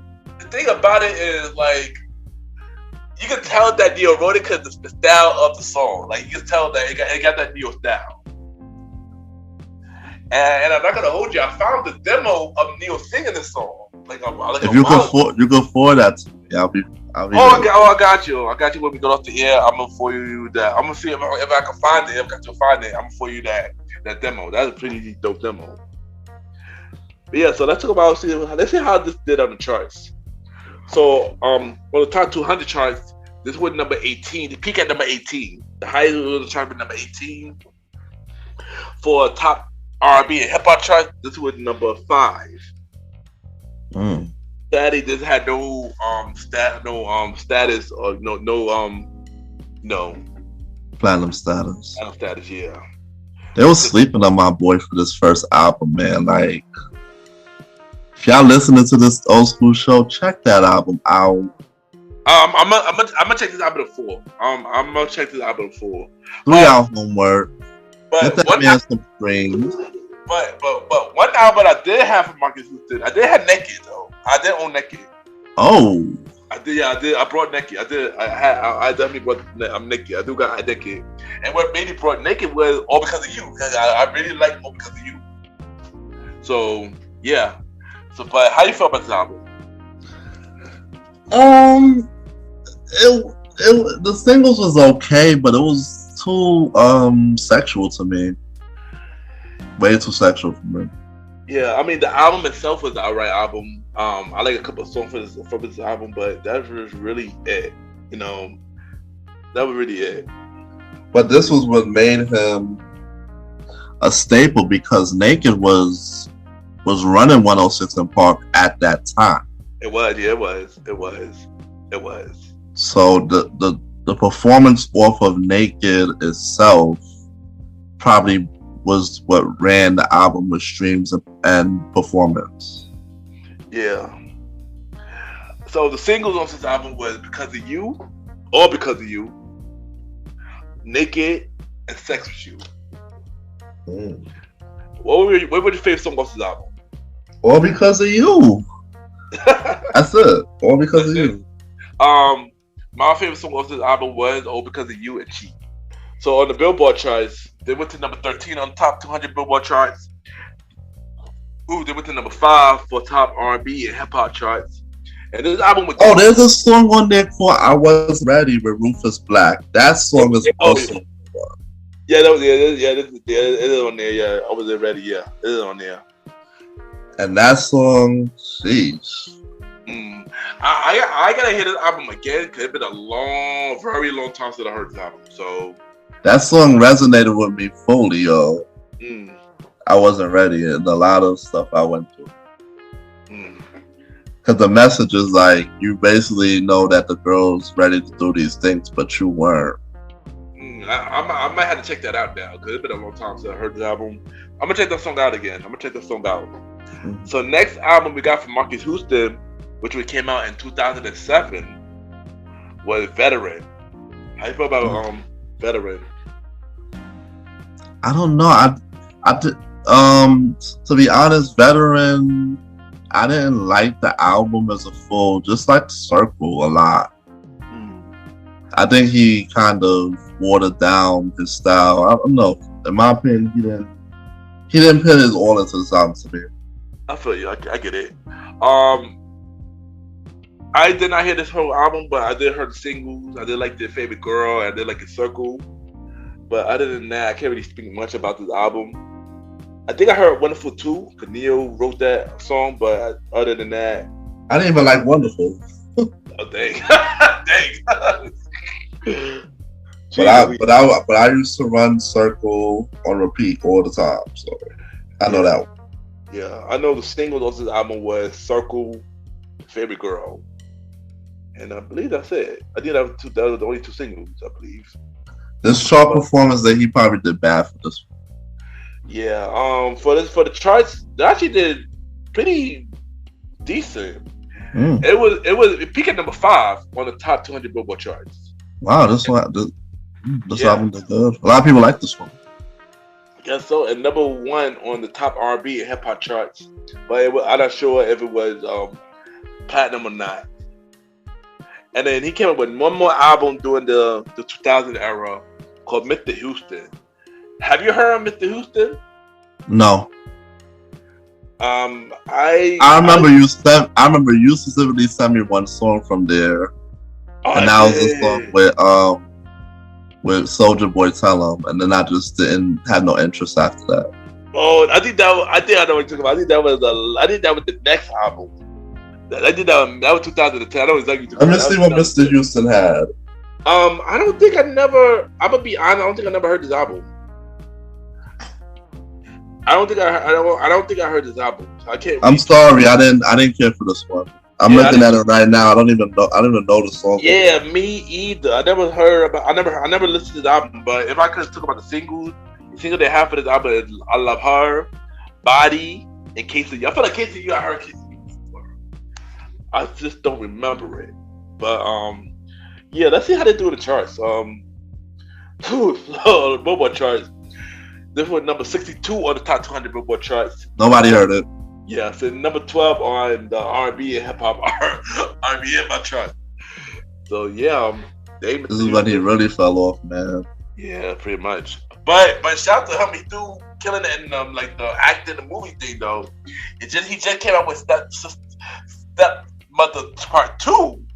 Yeah, I seen that last week. I mean, I ain't gonna hold you. I enjoyed Part 1 more than Part 2. But me too. I enjoyed Part 1 more. But clearly it's gonna be a Part 3, so I'm interested in seeing that. So next artist we got is Day 26 and Donnie Klein. How you feel about them?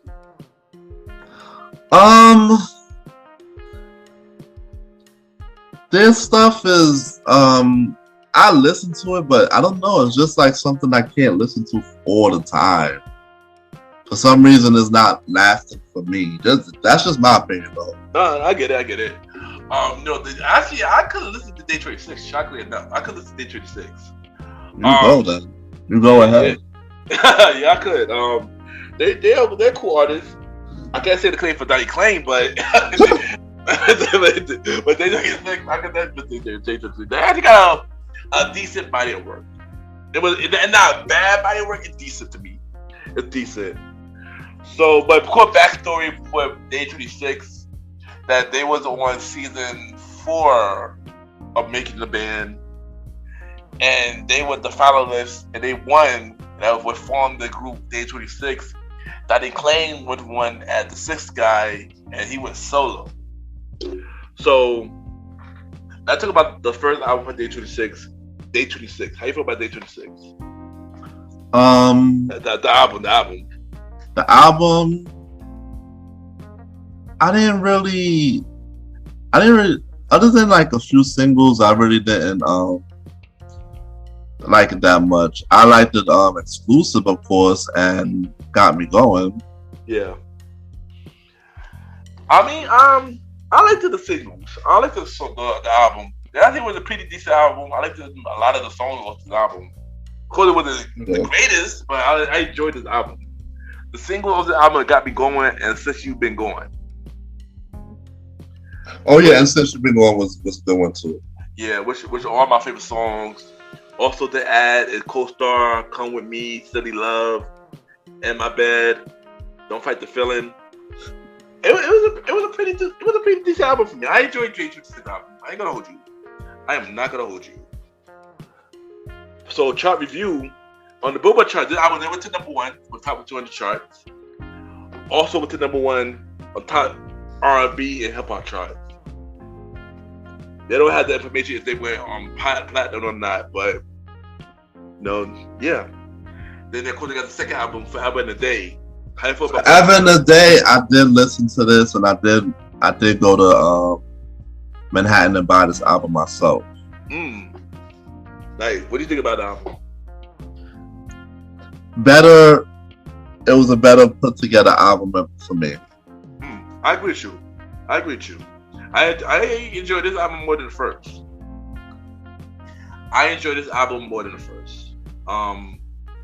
Yeah, this was a pretty dope album. So, the singles of this album was I'm Gonna Put On Her with Young Jock and Stadium Music. For some reason, it's weird because they only listed those 2 as singles, but a lot of the songs had videos for it. Like, no, you are not lying. Like, So Good did have a video. Like So Good had a video. Girlfriend had a video. Then There You had a video. The Truth Is a Lie had a video. Like a lot of songs off the album had videos. Just Getting Started, like yeah, and Perfectly Blind, like a lot of songs off this album had videos. But it's listed only two of the songs are singles. That's weird. But this album, my favorite songs. I had a lot of favorite songs on this album. Just Get Started. I'm gonna put it on her. Stadium Music, Bipolar, Perfectly Blind, So Good, Girlfriend, Baby Maker. I Need That with Jimmy Dupree. Your Hill. Then there's You with Neo wrote the song. But I found out recently. Yeah. This was my favorite songs was So Good, Girlfriend, Your Heels, and I'm gonna put it on her. Yeah, and I think the fellas have more creative freedom, written the song, because a lot of them credit for writing the song for this album. Not like in the first album that they didn't have that much credit at all. So, yeah, this was a really good album for Day 26. Yeah, on the Billboard charts, it went to number 2 for top 200 Billboard charts, and number 1 for top R&B and hip hop charts. But of course, I'm gonna have to mention this guy, Donnie Klain. Have you heard Donnie Klain album? No. I heard some songs and it was okay. The thing was, I feel like Diddy was trying to make a bad boy version of Justin Timberlake with Donnie Klain. I believe that. But it just didn't work out that way. No, it didn't work out. Yeah. I mean, don't get me wrong, Donnie Klain is not a bad artist, but I think what they presented to him, he couldn't handle it, you know. That's what I felt about that. I wish that he would have got a little bit more, notoriety. I was curious to know more about Donnie Klain, man, but I know he's doing his thing on the independent scene right now. But yeah, that's all I can really say about that. Yes, I think so. He's doing his independent thing. I think so. I was looking doing the research. He do put out albums. So right. He do put out albums. Okay, cool, nice. So next artist we're gonna talk about is Case. How you feel about Case? Man, Case is my boy. What's going on? Now Case is a dope artist, man. I enjoy Case. I enjoy his music. Yeah. So let's talk about the album Open Letter. How you feel about Open Letter? The single, I didn't listen to Open Letter, but the singles alone are a freaking knockout. Tell you, bro. No, I didn't hear the album before either, but I agree with you. The singles was amazing. Of that album, the singles was amazing. Yeah, I agree with you on that. So the single off this album was, of course, "Missing You" and "Not Your Friend," which were two of my favorite singles as well, favorite songs as well. So yeah. So let's talk about the charts. So on the charts, this album went to number 5 on the top 200 Billboard charts, and number 2 on the top R&B and hip hop charts. The thing is, "Missing You" was such a good song, but this was 2001. Yeah. When a lot of people was on their game. Yep. You had the whole Ja Rule, you had the whole Nelly all over the place. You had a bunch of other people that was killing it at the time. Yeah, I mean, so that "Missing You" song was very good, but it was never going to top the award shows and everything because of who was out during that time. Yeah, it kind of got lost in the shuffle because it was so much other dope artists and music out at that time. I get you. I get what you mean. I completely get what you mean. So, yeah. And I think Fabulous had that "I'm So Into You" around then too. So that was a lot.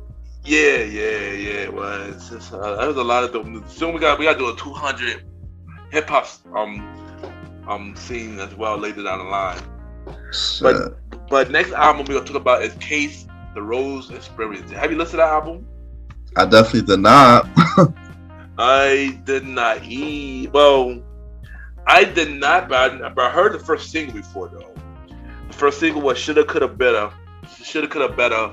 I did hear that song before, but I never really heard this album in full. And I believe I heard this song only because It was on my. You know how you get the mixtape where you buy CDs, you get like the mixes. Yeah, I do because I used to do it too. Yeah, that song was on that. But that song came out in 2004. This album came out in 2009. So this song pretty much came out a long time. It's like, yeah. So it's weird. So but I feel like this is when he wasn't getting promotion. I agree, and I think after this he left his label. Due to frustrations, and I agree, he had every right to do that because like nobody knew about this album and nobody was bumping it. I agree. I didn't know about this album, so when I was doing research like earlier and seeing what like albums and stuff like that, I did like the road experience. I did not know about this album, so and you know I'm a big music head, so yeah, it's just crazy. So let's talk about the charts real quick. So the single, like I said, single was "Should Have Known Better," and the other single was "Lovely." Mm-hmm. The charts they peak at number 111 on the top. Yeah, nobody heard it. Yeah, top R. Thing about charts. Yeah. Ladies and gentlemen, thing about charts. If you're not hearing about people being on the charts like 30 and below, nobody heard it.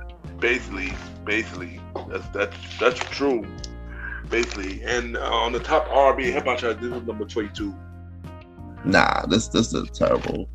Yeah. So, but next we're gonna talk about Donald Jones in the 2000s. He had 2 albums in 2000. First thing first. How you feel about Donald Jones? I already know how you feel about him, but let the audience know how you feel about him. Yo, he's talented. He's great. I just wish that like his music was more on top of the game during the time he was out because he was overshadowed by a lot of other talented guys. Yeah, Donald Jones is a dope artist. I always like Donald Jones music, stuff like that. So and let's talk about Life Goes On. And I had this album at home, so how you feel about this album, Life Goes On? The album cuts, I didn't really care for it. But the single was good. I mean, to me, this album was cool. I know, of course, I do like a couple of songs that I like. And not the best album, but this album was cool. I enjoyed the album a lot more when I was younger, when I got to the album. I can't say the same now, though, about this album. So, yeah. The single of this album is "You Know That I Love You" and "Put Me Down" with Style P. Yes. So basically those basic singles are your favorite songs of the album. Basically. Yes, only the singles. Didn't he have a song with Lil Kim on this one? No. Did he? Nah. There's the next one. Probably the next one. I know those two was my favorite song, and also "Where I Want to Be Part 2." I love "Where I Want to Be Part 2." Where I Want to Be. This wasn't the one that had "You Know That I Love You." Yeah. I like that song. Yeah, that's the first single. Yeah, "You Know That I Love You," "Put Me Down," and "Where I Want to Be Part 2" was my favorite song on this album. You know that I love you. It's the song I like. Yeah, that's a dope song. So on the Billboard chart, this peaked at number 3 on the top 200 Billboard charts, and number 2 for the top R&B and hip hop charts. This album went gold. Next album we got is "Journey of a Gemini," which came out in 2006. How you feel about this album? This was a good album. I honestly streamed it like recently. Underrated for Donald Jones, bro.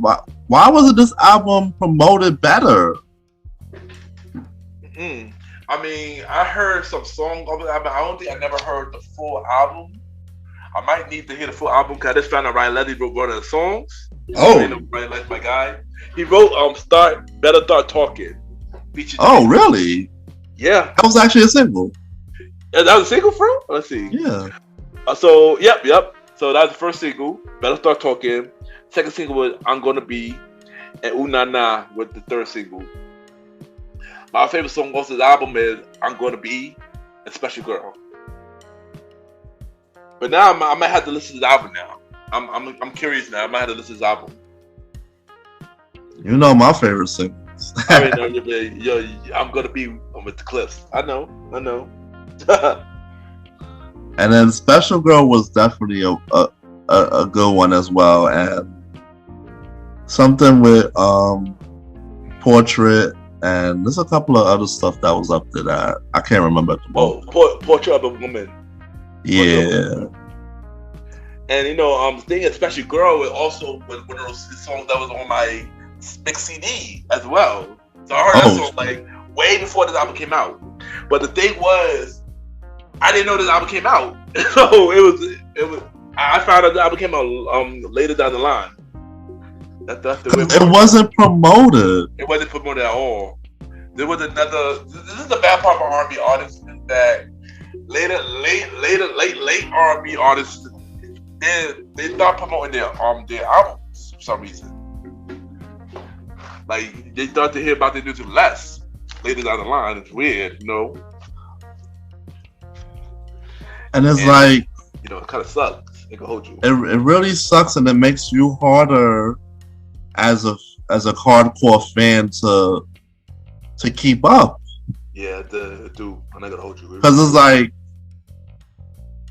a lot of people who knows about certain things, they don't know that this person had other albums, this person had things. They only know about what they hear. Yeah. Or if the album was popping because of their early work, their later work. A lot of people don't know about it. Like there's some people who didn't know that. Of course, this album, but he also did a couple of other albums too. Yeah, he did, yo. But yo, we're gonna take a short break, and we will be right back. We're gonna continue this conversation. I am Jimmy Uriah Starr, and you are listening to Mr. Gentleman Lifestyle Podcast.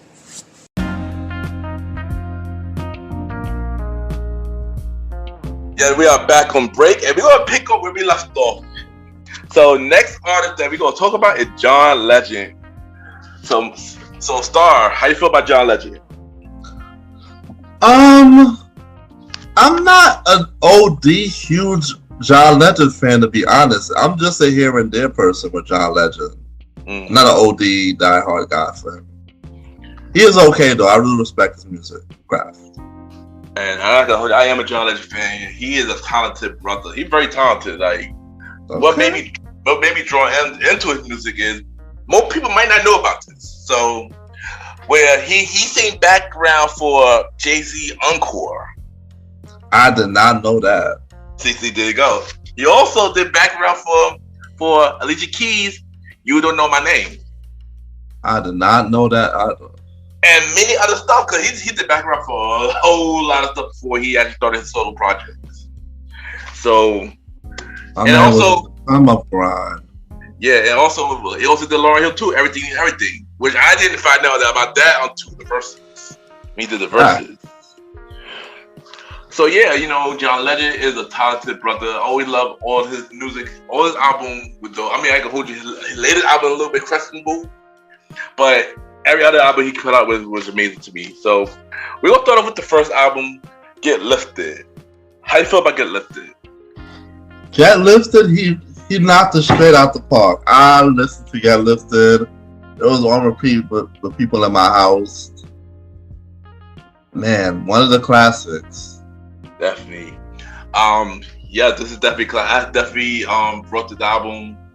This is definitely a classic. This on John Legend. This album also helped me inspire as when we were doing the music scene too. Like John Legend he was another artist that inspired me. Like when we were doing this, there was a few artists that inspired me. Nia was one, John Legend, Ryan Leslie, and many more. John Legend's Get Lifted was an amazing album. Another album that I can listen to front to finish. Yeah, them singles. This was a dope album, man. This was a dope album. So you already know, before I ask you about your favorite song off the album, we're going to talk about the singles of this album. So he had 4 singles off this album. The first single was "Used to Love You" with Kanye West. "Ordinary People," which was a big song. Or number one with Kanye West. I'm shocked. I did not even know that was actually a single. But Me too. I thought that was an album cut. Me too. I thought that was an album cut as well. And "So High" with the last single, "So High." So what's your favorite song on this album? "Get Lifted" was definitely one. "Used to Love You." "She Don't Have to Know." And "Number One." Yeah, I'm gonna have to agree with you. The prelude in "Let's Get Lifted," "She Used to Love You," "She Don't Have to Know," "Number One," "So High," "Ordinary People," of course, and even like the song what he did with his family. I don't have to change with his family. So yeah, "Get Lifted" was a really dope album. He was signed with Kanye. Good Music, and oddly, Good Music was a dope label. So I used to love Good Music, son. I'm not even gonna hold you. I used to love Good Music as a label. Yeah, I used to love Good Music as a label for real. So yeah, so now we're gonna dive into the charts. You already know. So for top 200 Billboard charts, it peaked at number 4. For top R&B and hip hop charts, it went to number 1, and this is 2-time platinum. So yeah, Get Lit. He really did. This was another dope debut album, like for real. So the next album that we're gonna dive into is once again, John Legend's second album. So how do you feel about this album? I don't know. I wasn't strong on the. I wasn't strong on the album as a whole. Okay. I know for me, this wasn't my favorite album, but this was still a good album.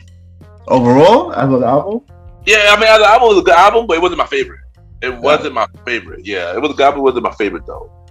But I had to re-listen to. Obviously, I actually re-listened to it like a couple years ago, and it basically more, better than when I first heard it when younger. But yeah, but this wasn't my favorite John Legend album, but it was pretty much still a good album though. It did good in reviews though. It did really good in reviews. So yeah. So the single for this album, and dang, he had 7 singles off this album. Wow. What the hell? Go on. Wow. And it's crazy because I remember most of them. I brought a lot. When I had iTunes, I brought most of the songs off this album. So that's how I remember most of the singles. Yes, people. There was iTunes. There was iTunes back in the day. It really was, yo. It really was. And iTunes was definitely something that was a game changer after the whole Napster and the LimeWire thing was calmed down. Oh shit! That was a fact. That was a real fact though. Because once the streaming started to go down, I was definitely on iTunes and buying iTunes off the iPod, and yeah, that's how we was getting our music during that point. I did too. I was the exact same way. When we started downloading music, I started getting iTunes, and that when I started buying music online and stuff like that. And it was an amazing feeling. So the singles off this album is "Save Room," the first single, "Heaven," "Another Again," "Slow Dance," "PDA," "We Just Don't Care," which honestly that was the only one I did not really like off the album, off the singles, honestly. "Studio," which I didn't remember that was a single, and "Show Me." Wow. Yeah, 7 singles. That was something, boy. Yo, honestly, I ain't gonna hold you. I did not know it was 7 singles off this album. I'm not even gonna lie. Yeah, but were they heavily promoted? I know "Save Room" and "Heaven." "Heaven" was definitely promoted because they played that in commercials. They played "Heaven" in commercials, so "Heaven" was definitely promoted. "Heaven." Yeah, "Heaven." Yeah, "Heaven Only Know." "Heaven Only Know." Yeah, they played that commercial heavy. So that's how I remember that song a lot, But what were your favorite songs? What were your favorite songs off this album? Only "Save Room" and "Heaven." I know for me it's "Save Room," "Heaven," and "Show Me." Okay. Yeah. And I mean, and I did like the "Slow Dance," but It was alright. It was an alright song. So the chart. Let's talk about the chart real quick. So on the top 200 Billboard charts, they peak at number 3. And the top R&B hip hop chart, they peak at number 1. And this was platinum. This went platinum. What? Yeah, this went platinum. This album went platinum? Yeah, this went platinum, son. Oh my gosh. I didn't know that this album was so huge during that time. I'm sorry. Yeah, I mean, this album was shockingly huge. I mean, you gotta remember who he was under at the time. He was under Kanye. Kanye was pretty big around that time. This is 2006. So Kanye just probably released Late Registration, or probably after registration. So yeah, John Legend was pretty getting big at the time. You know. I wonder if he won awards for this, because I know he won awards for the first one. Yeah. We definitely won for the first one. We won new artist, best R&B artist for the first one, best R&B song. For this one though, let me check real quick. I don't think so though. But let me. Because if you won platinum, somebody had to give him something. Yeah, I don't see nothing about awards or nothing for this album. Right. Yeah. So it doesn't make sense that he was platinum. Wow. I mean, I think here's the thing. It could have been the single that came out that could have helped it make platinum. Because Heaven was, like I said, Heaven was a big song. Heaven was on commercials and stuff like that. So maybe that could have helped it. And probably based on that single could have helped the album grow. Yeah. Sometimes they have a lot of good singles and the album just do great. Exactly. Yeah. Just off the strength of the singles. Yeah, because I ain't gonna hold you. A lot of singles were not great singles, so I'm not even gonna hold you off this album. A lot of singles. I didn't even know about none of that. So you told me 7 singles, my nigga. I knew some. The thing about I knew some of them because I brought them off iTunes. But I didn't know all these was. I didn't know it was 7 though. I probably thought like maybe 5. Nah. Cause I don't remember Studio. I don't even remember Studio as a single. So. I don't remember. Right. I remember another again as a single either. But yeah, let's dive into the next one. And next one we got Evolver, John Legend's third album that was 2008. So how you feel about this album? I didn't check it out. At the time, I didn't listen to the whole album at the time. I heard this whole album later, and this was a pretty cool album. This basically was John Legend tried to basically change up his shift up his music basically. This was basically his Evolve album basically. That's why it's called Evolver, yeah. Yeah. And the singles, the singles of this album. He had 4 singles off this album. Green Light with Artist 3000. If you're out there. Everybody knows, and This Time. And I ain't gonna hold you. I like the older singles off this album. I'm not gonna lie. I like the older singles off this album. So yeah. So do you have a favorite song off this album? Only Green Light. Green Light. I know for me it was Green Light. With Andre 3000. It's Over with Kanye West. I like the Quickie with Brandy, because Brandy was on the album as well. Oh. Everybody knows This Time. I remember This Time was on season 3 finale of the game. They played on the season 3 finale of the game. And If You're Out There. So this song I played on the game, I gotta look it back. Yeah. It was on the season 3 finale. Remember when Darwin and Melly got married? They played that song right there. They played that song right there. Yeah, there you go. Fun fact. And you already know, let's do the chart review. Hold on, let's see any more other chart reviews to make sure. I know one thing though, the song with Kanye West is not on streaming service for some reason. I guess because of copyright infringement. It's the sample with remember the F30V song? The remix to Anything. There you go. Yeah, I remember that. Yeah, it had that sample for It's Over with John Legend and Kanye West. It's a dope. So I just suck that people can't listen to it because copyright infringement on every streaming service. I hate that, man. So let's see how the chart did. on the top 200 charts, they went to number 4. They peaked at number 4. The highest was number 4. And for top R&B chart, the highest is number 1. And this album did with platinum. This album did with platinum.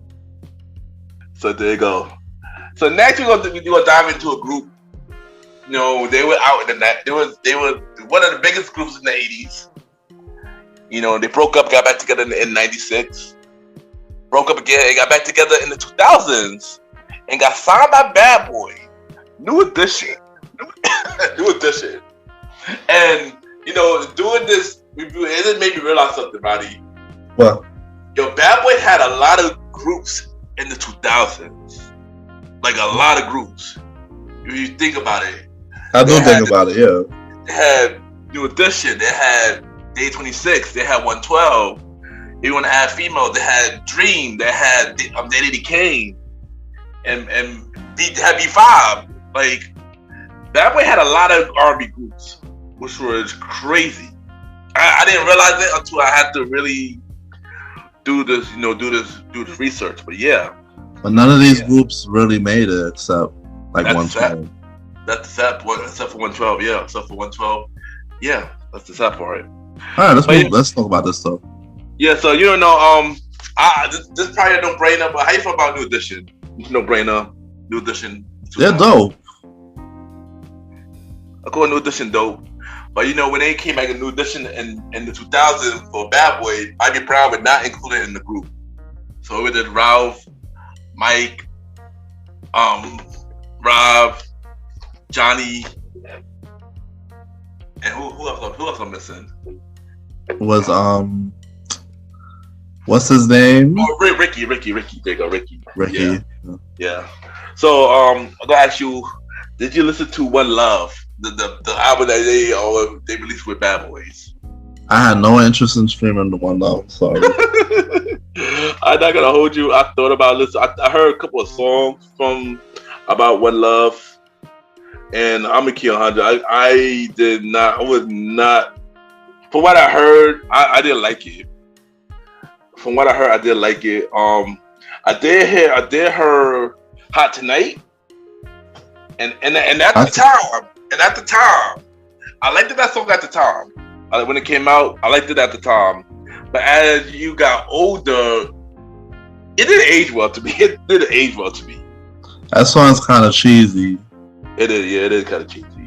It's a song that if it plays, somebody gonna say, "Turn that shit off." basically, it's that cheesy. Yeah, it is. And sadly, the only single off this album was Hot Tonight. Because what the producers that worked on this album was trying to do was bring in New Edition to the current time. Yeah, to try to make New Edition like 112 and stuff like that. But they gotta realize that New Edition at the time, they were older men, so it didn't fit their narratives. It didn't fit them, you know. And people was criticizing that they were trying to be something they were not, and all this other stuff in the videos. Yeah, basically something like Donnie Klang. They try to make him like freaking Justin Timberlake, and he wasn't Justin Timberlake. You know, same exact thing. And of course, it failed miserably. It really did. It did. After that, they got off the label real fast. Yeah, they got off the label real fast. They wasn't having it, and they left. But I mean, I do got some chart reviews about this album. Mm-hmm. So this album peaked at number 12, and on the top R&B and hip hop chart, it peaked at number 4. Yeah, let's just carry on. That means some people heard it. I mean, people heard it. Yeah, people heard it. And plus, it was on Bad Boy, so you know, Bad Boy gonna be somewhat successful. But yeah. And don't worry, y'all.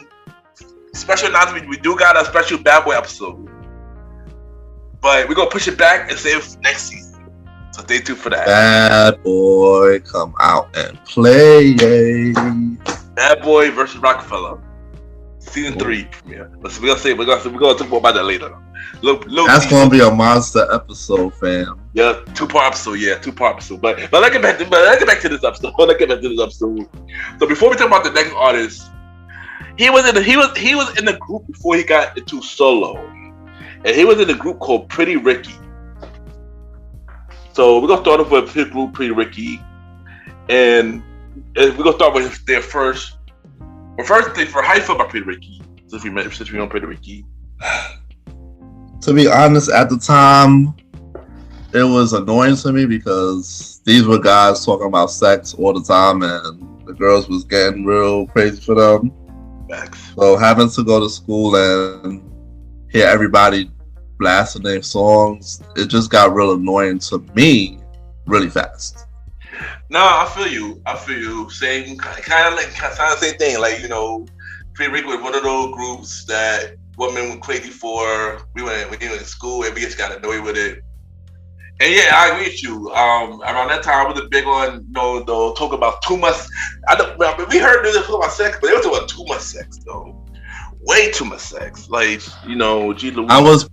I had the freaking clean versions of these songs on my iPod. I had on the mixed CDs, but we're not gonna dive too much on Pretty Ricky because they're not the main subject. So one of the artists specifically in Pretty Ricky is Pleasure P. He was in this group, and he was in the two albums with the Blue Star and Late Night Special. But then he left in '99, and they came with the self-titled album. So we're gonna do a little review about Pretty Ricky albums real quick. Blue Star peaked to number 16. In the US, they peaked to number 5. They went gold. And the singles of that album was Grind on Me and Your Body. I actually like Your Body. I never hold you. That's so dope.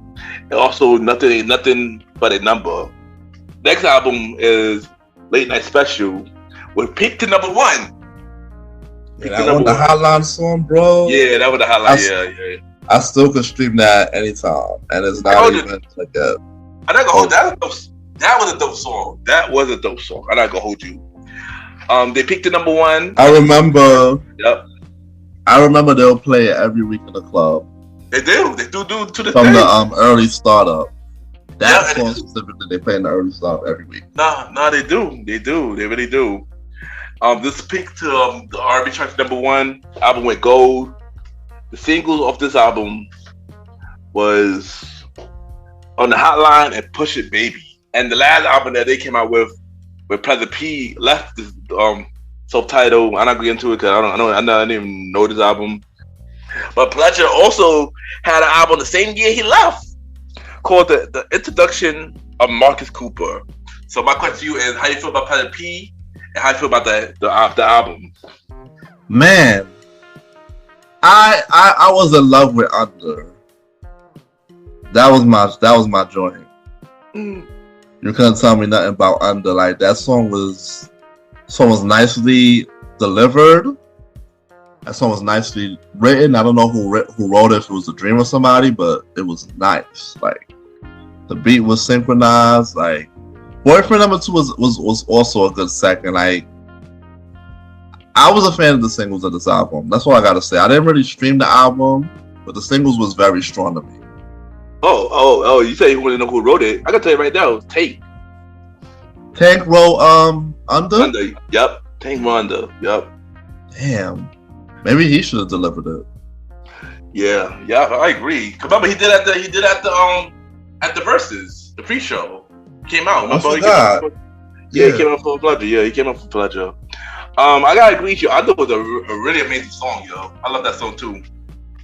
That was a really amazing song, yo. Shout out to Tank. Pleasure also wrote it. Lenny Boone wrote it as well, and yeah, it was a dope song. The other song I like off this album, I didn't listen to the whole album. I'm not the biggest Pleasure fan, but I also like She Did You Wrong. I just like that song too. That's a cool song. I heard it when I was doing downloading, so I remember that.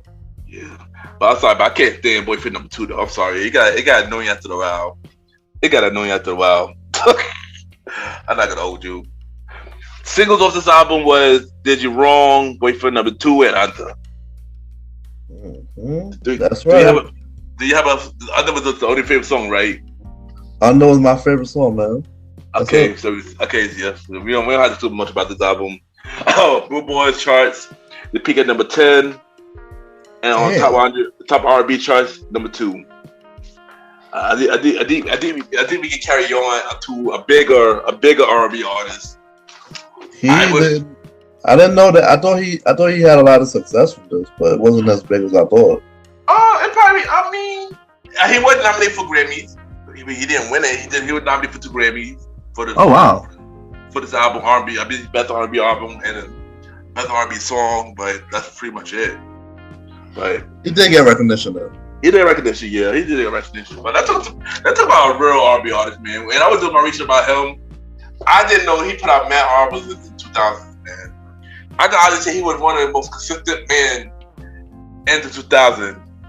Joe Thomas. How you feel about Joe Thomas? That is the man. Joe is one of the greatest R&B singers out there. He's literally in my top 10 for R&B male singers. Nah, I ain't gonna hold you. Maybe in the 5. I mean, I ain't gonna hold you. Joe is very talented, man. Bro. You know, he is up there. Joe is very talented, man. I'm still waiting for that versus with Joe versus Brian McKnight. Cause it's supposed to happen. I don't know, but I'm predicting it. I know. Let's switch for somebody else against Joe. I feel like I don't know. I can't think of really nobody else. I feel like Joe and Brian McKnight would be a perfect match. Or you ain't not Pokemon Little Premier Boys, and I feel like that was the perfect match, for versus. I hope they don't put somebody else that don't match. I hope not either.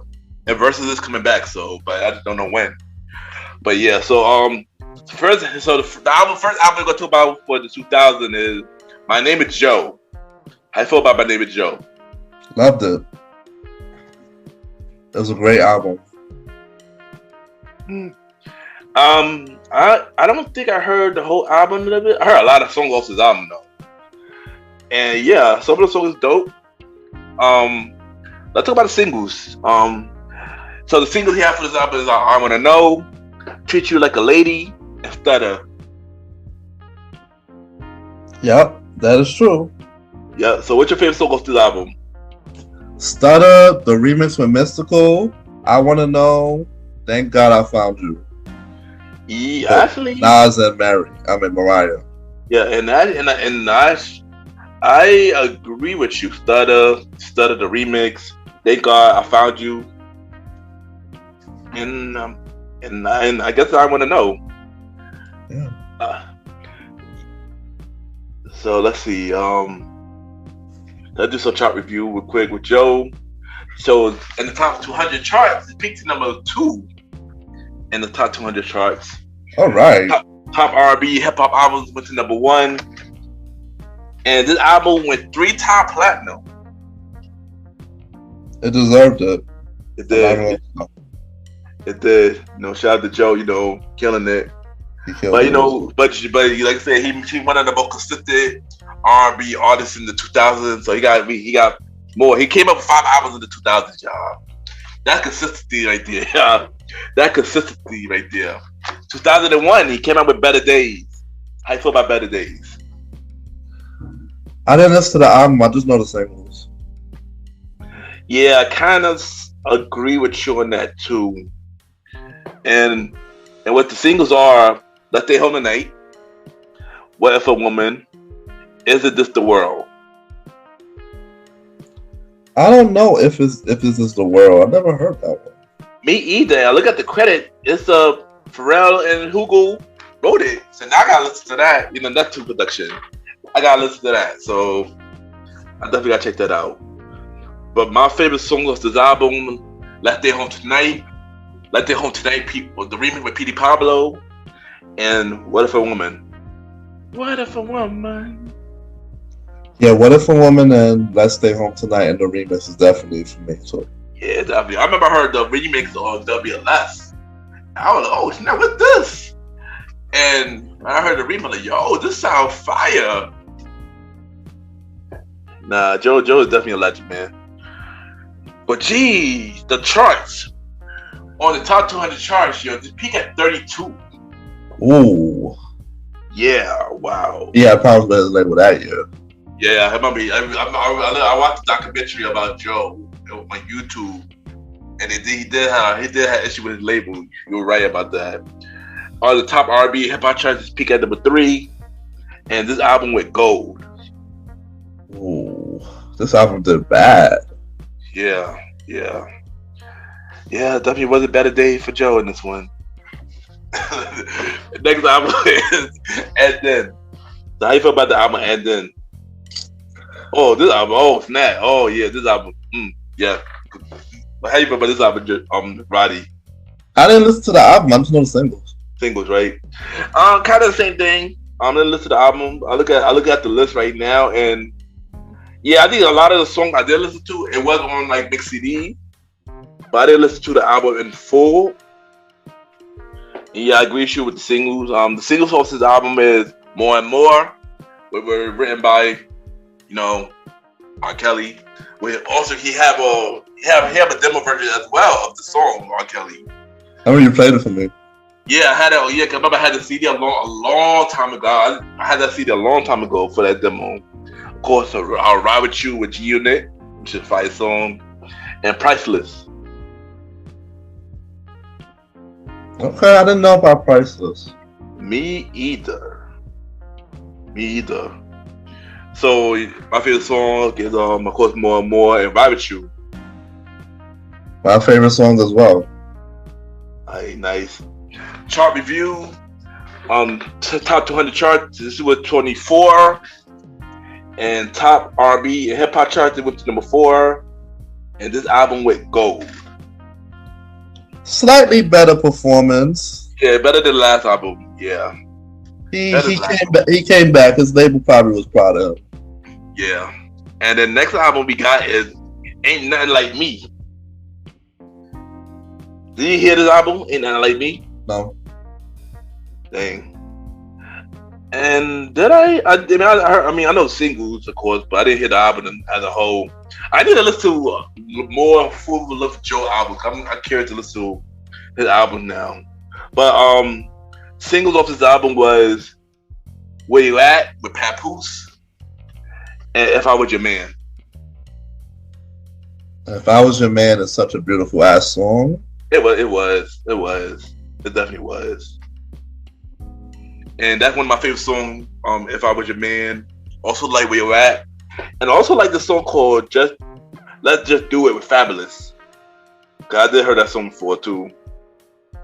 But other than that, that's pretty much it. I pretty much the same thing for you, the singles, right? Mm-hmm. Alright, top Billboard charts. On the top Billboard part, they went to number 2. Wow, this came back.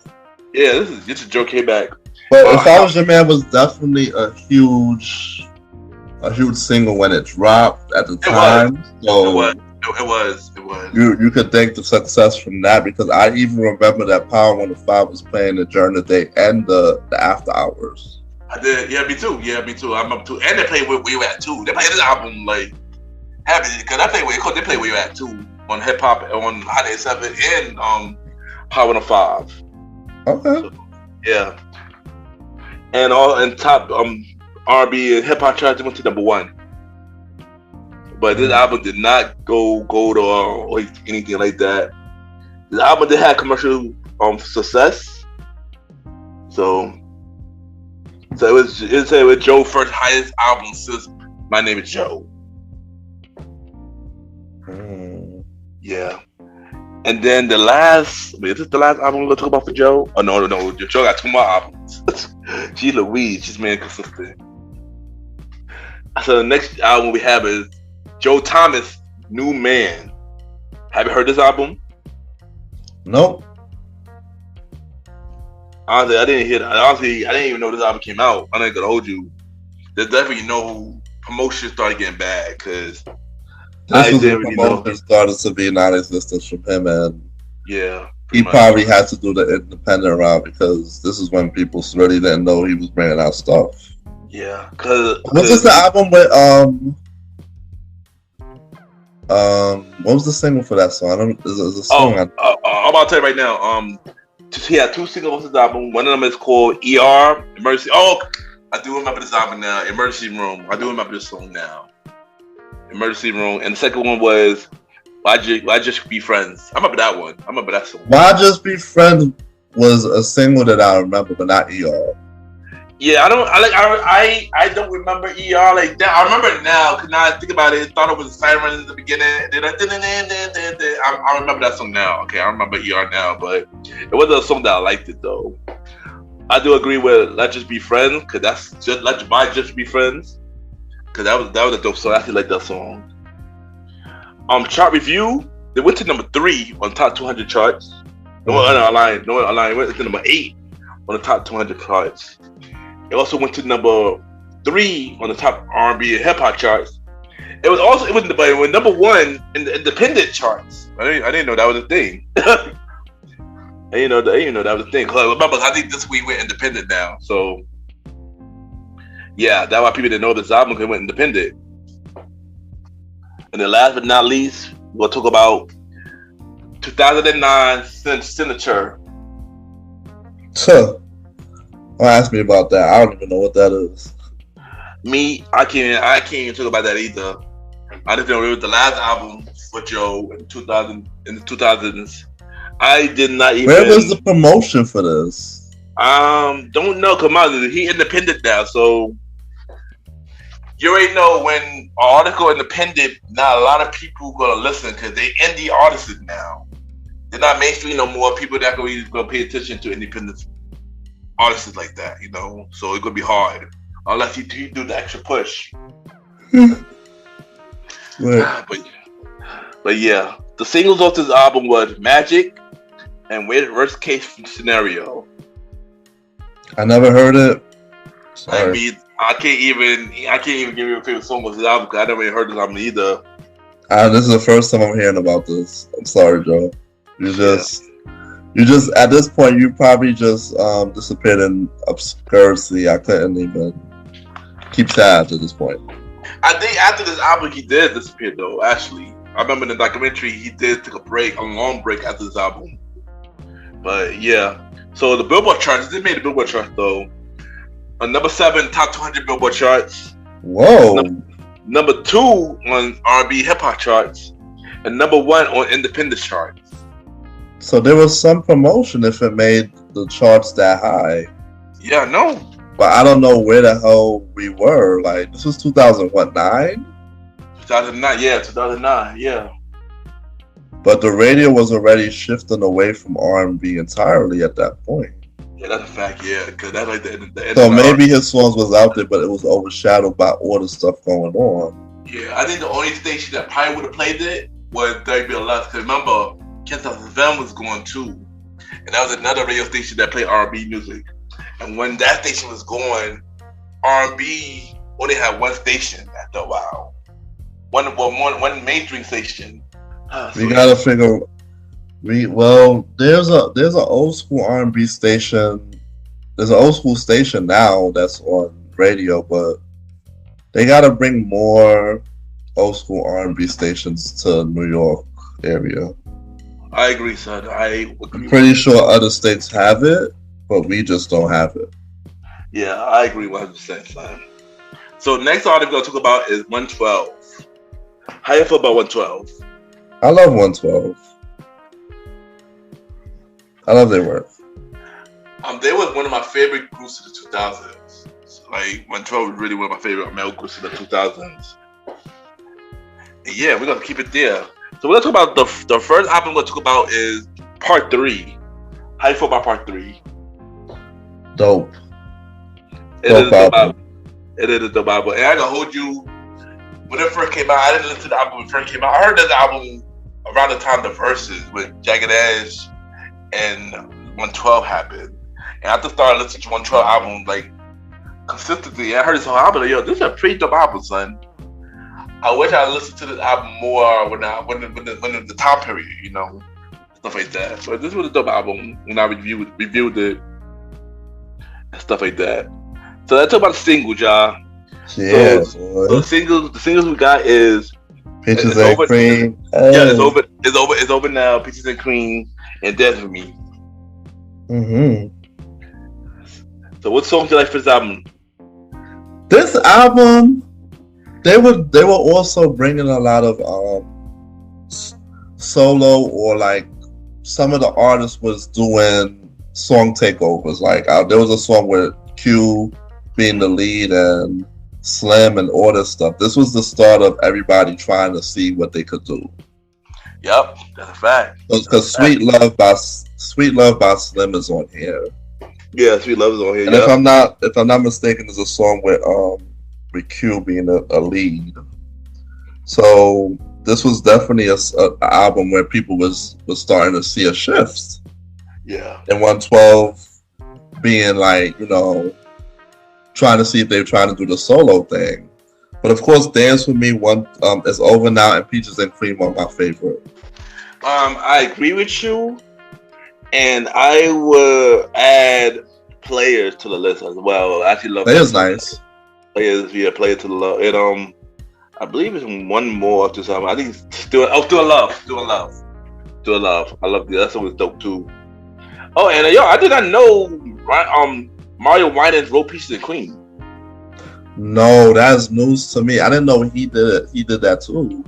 I didn't know that. Of course I knew about Mario Winans and Bad Boys, but I didn't know he wrote Peaches and Cream. That's shocking to me. So let's do the chart review. Let's see how 112 did. So for the top 200 charts, this went to number 2. Top R&B hip hop charts, it went to number 1. This album went platinum. And this was a dope album, man. This was a dope album. Yes. Next we got Hot and Wet. Hot and Wet. Yeah, how you feel about Hot and Wet? This was okay for me, but just okay. Yeah, I agree. I had this album. This was an okay album for me as well. It wasn't a best effort, and I don't know if it's because they had made the merge from Bad Boys to strictly Interscope, so they had different creative. But I've noticed, as a diehard fan, to be honest, I noticed the shift. That's what I got. Yeah, you're right. And no, actually, they threw it was. I know the label that was in Bad Boy and Def Soul. So it was a merger. Yeah, they talked about it. It was a merger. Yeah, it was. Yep. So it was a lot of creative hands, if you know what I mean. Yeah, because I just read it right now that they lost creative control. Ooh, no wonder it sounded like this. So 112 left Bad Boy. Yeah. And it went to Def Soul. So, yeah. No wonder the album sounded like that. Yeah. So the singles off this album, they have 4 singles. Wow. I know 3 of them. Mm-hmm. Nah Nah Nah with Supercat. Of course. Hot and Wet. I believe that was Ludacris. Right Here For You and Give It To Me. I don't know Right Here For You. I know Right Here For You. That's my song. I'll check it out later. Yeah, so my favorites is Nah Nah Nah, Hot and Wet, and the remix of Hot and Wet with Chinky. Chinky's in the remix. There's a Hot and Wet with Chinky? Oh, yeah. Ludacris and Chinky on the remix. That gotta be good. Yeah, that's dope. Also, Man's World, All My Love, and Right Here For You. Yeah. I mean, this album has some songs, you know. It has some stuff. It was just different. Yeah, I know. When you're a hardcore fan of a group or artist, you can tell the shit. No, you're right. That's all I gotta say. You definitely I'm not right. saying it was bad, but I just noticed. Yeah, you're definitely right. So, Billboard charts, top 200, 22, the highest peak. Ooh. And 22. Yeah, and top R&B hip hop, number 4. Damn, so I'm not the only one who noticed the shift. Yeah, look at the review. Rolling Stone gave it 2 stars. And all music gave it 2.5. Yeah, gee Louise, this was not a good album, son. Overall, it wasn't their best work. I'm just saying. Yeah, it wasn't. So the next album was Pleasure and Pain. I brought this album. So I know. But how you feel about this album? Did? Yeah, I got this album. I got this album in my house, in my crate. My crate I didn't listen to it, honestly. I gotta listen to it. Yeah, and I think this album they were full on with Death Soul. There's no more Bad Boy. They completely off Bad Boy in this album. So, but you already know with Foxy, that is the joint. Yeah. I like Foxy version than the original. I just don't see Foxy version on Apple. I agree. Yeah. You already know. I agree. For some reason, they're not on streaming service. For some reason, I don't know why. I do not know why. And it's annoying. Yeah. Yeah, that's annoying. This album was. I brought it. This album was alright. I got a lot of songs I like from this album though, but this was alright. It wasn't their best album, but it was a cool album. You know. Was it compared to Part 3 in this? What do you say? Shoot, Part 3. This was probably better than Hot Wet though. Okay. It was probably better than Hot Wet. Hey, look at the reviews. They got better reviews for this album than Hot Wet. So the singles of this album was "You Already Know" and "What If." You Already Know was a monster single. It was. That's the only single that. Yeah.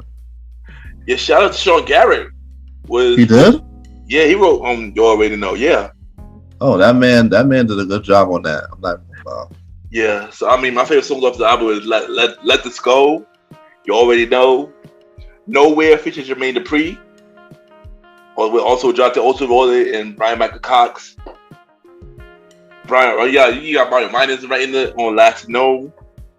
"The Way" with Jermaine Dupri. Like this, I gotta take it up. I actually like this album actually. Why can't we get along? What the hell do you want? This album was pretty good actually. I guess I gotta check it out. This album was pretty good actually. Is it must listen? Yeah, they must listen. I still listen to some of the song today. Definitely, "What the Hell Do You Want?" So that was a really intense song, son. That was a really intense song. Did they switch up the leads for this? Like, how was the organization? Yeah. They switched it up. Yeah, I believe there's some. I'm trying to remember. I believe they did switch it up. All of them had a chance. All of them had a chance. Because after this album, they always solo, but we gonna get to that when we get to that. But they get to the Billboards.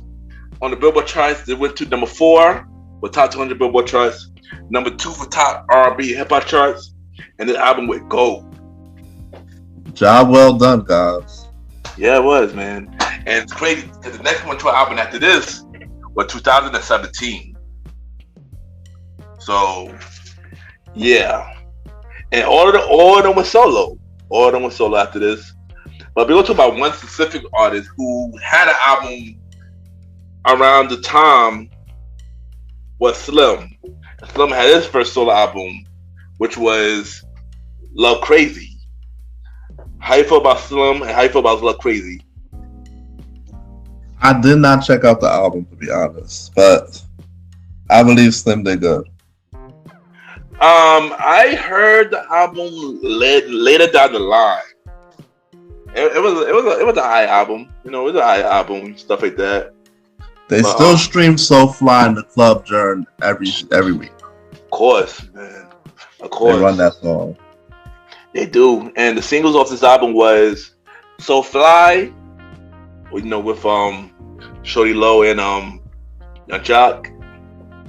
"Good Lovin' with Ryan Leslie and Fabulous, and "Hills On" and "Apologize," which I didn't even know that was a single. But yeah, who would you? Oh, Young Bird was on that album. When Young Hitmaker was on that song. But yeah, so honestly, I'm gonna have to say the singles "So Fly" and "Good Lovin' were my favorites, and also "Bedtime Stories" because that was a good song. I brought that song on iTunes. Yeah, that was a good song. "Bedtime Stories." But maybe I feel like maybe I should give this album a chance. I didn't give this album a full chance before, so I'm gonna listen. I'm gonna listen to the album in full. And you just like the singles, right? Yeah, just I only know So Fly. Okay, got it. So top 200 Billboard charts, they went to number 32. Damn.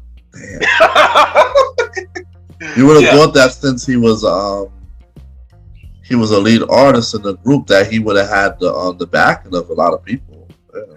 True, but sometimes not always. A lot of lead artists really do good like that, though. If you think about it. So I mean, majority of them do. I mean, a lot of them do, but some don't. Some don't.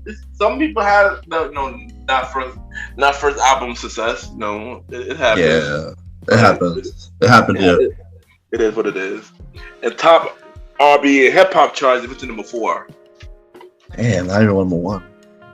Yeah, and then I go with no platinum status and nothing like that. Damn, bro.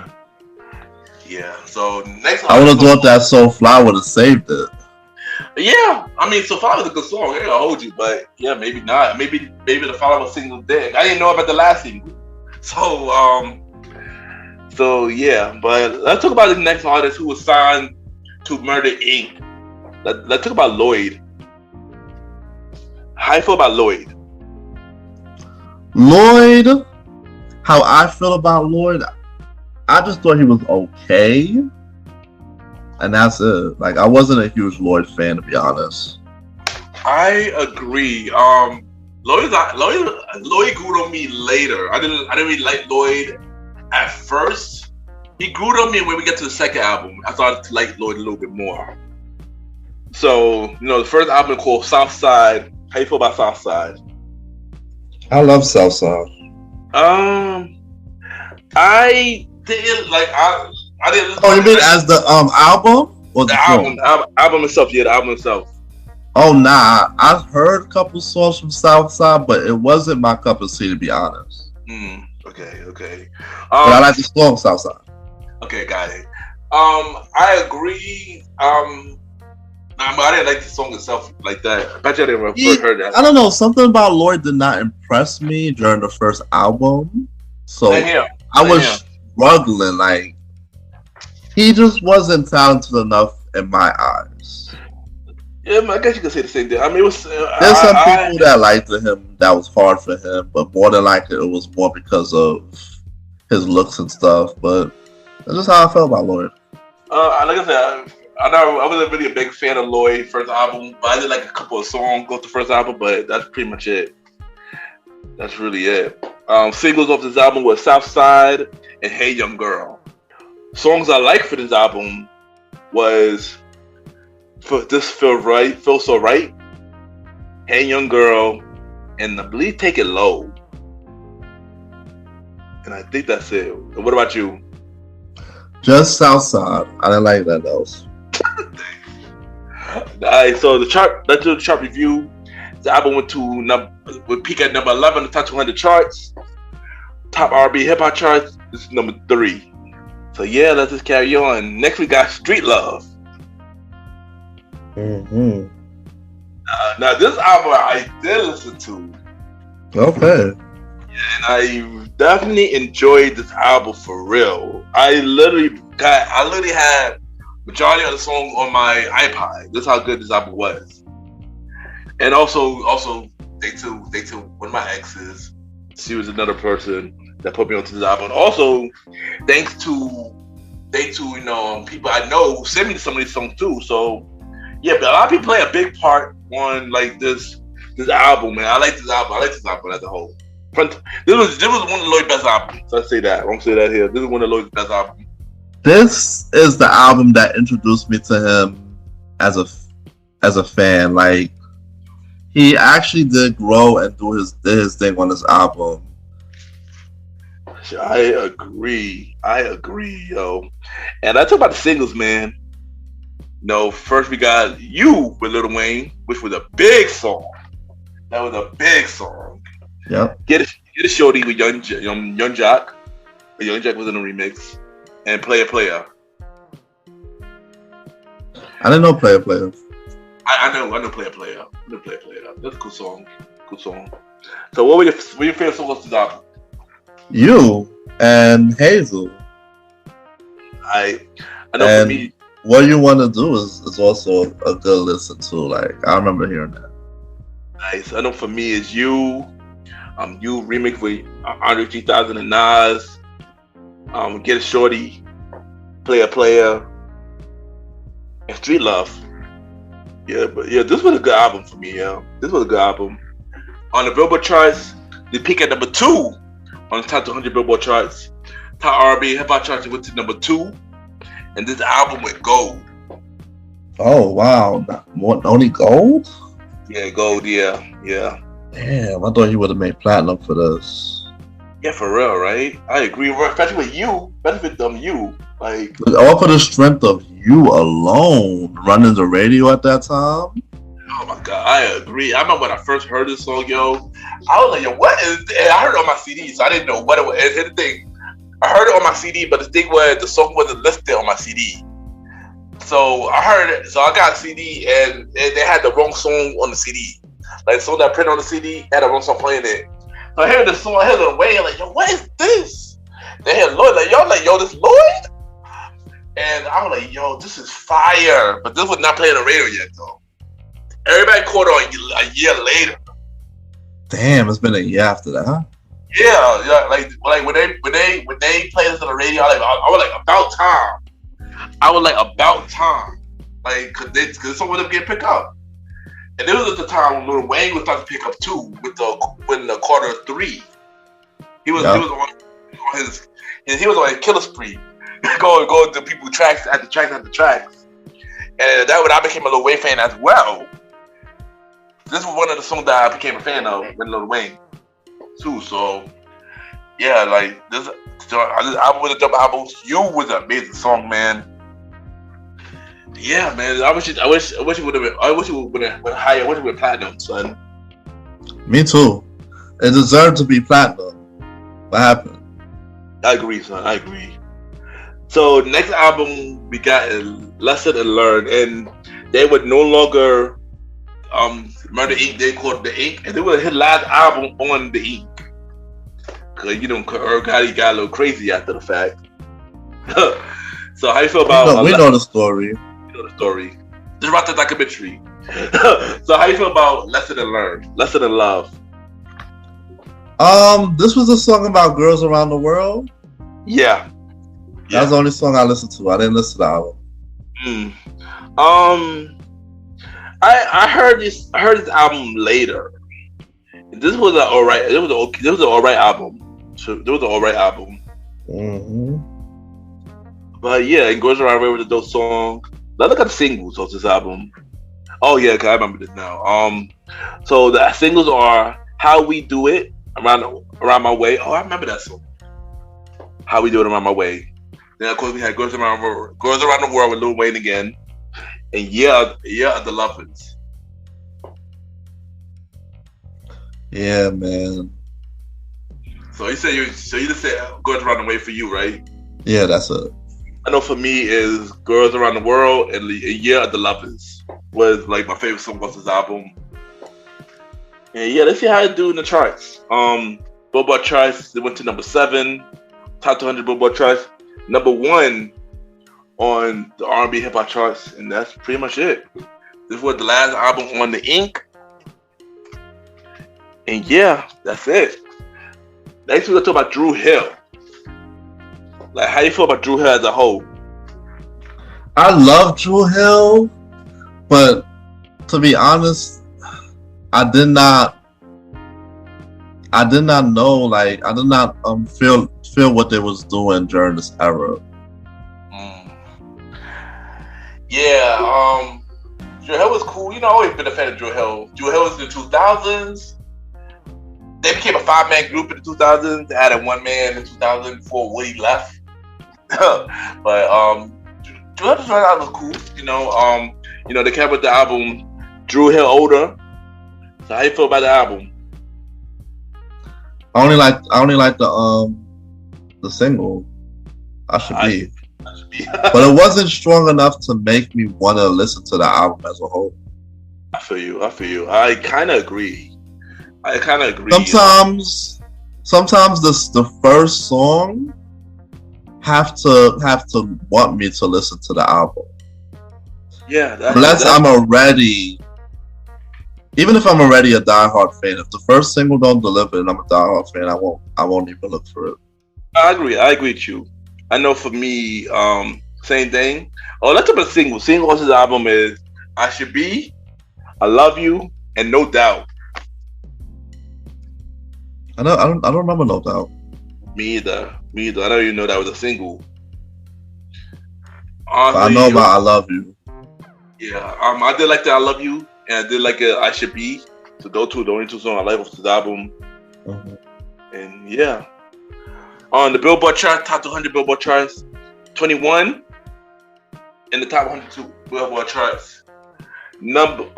Top R&B hip hop charts, number 2. And this song went gold. Mm-hmm. Yep. Next, we got another consistent music artist in the 2000s, Musiq Soulchild, which is another artist who inspired me about to do music. Yeah, how you feel about Musiq Soulchild, man?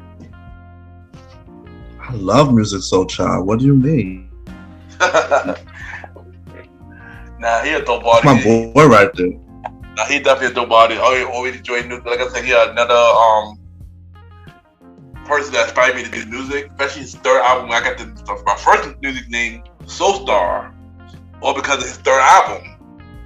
So yeah, so I was inspired by him too. So yeah. So let's talk about his first album, I Just Want to Sing. Man, my thing about music, I wasn't an album person with him, but the singles were like so enjoyable. So I just gotta say all the singles for me. Okay, got it. Kind of the same. I didn't really listen to the, at least not this album, this album in full, but songs that they heard, it was dope. And yeah, I look at the reviews. Was this Huh? What was the singles off this one again? I'm about to tell you right now. Just Friends, Love, which was a big song, and Girl Next Door. So I didn't like Girl Next Door like that. It grew to me later, but I did like the Just Friends. I love Love, because Love is an amazing song. But yeah, I mean, I didn't really listen to the album in full. I think I need to. But yeah, let's talk about charts. For on the Billboard chart 200 chart, it went to number 24. For R&B and hip hop chart, it went to number 4. And this album went platinum. So next, we're gonna talk about Just Listen. That came out in 2002. How you feel about Just Listen? Just Listen was a good second album.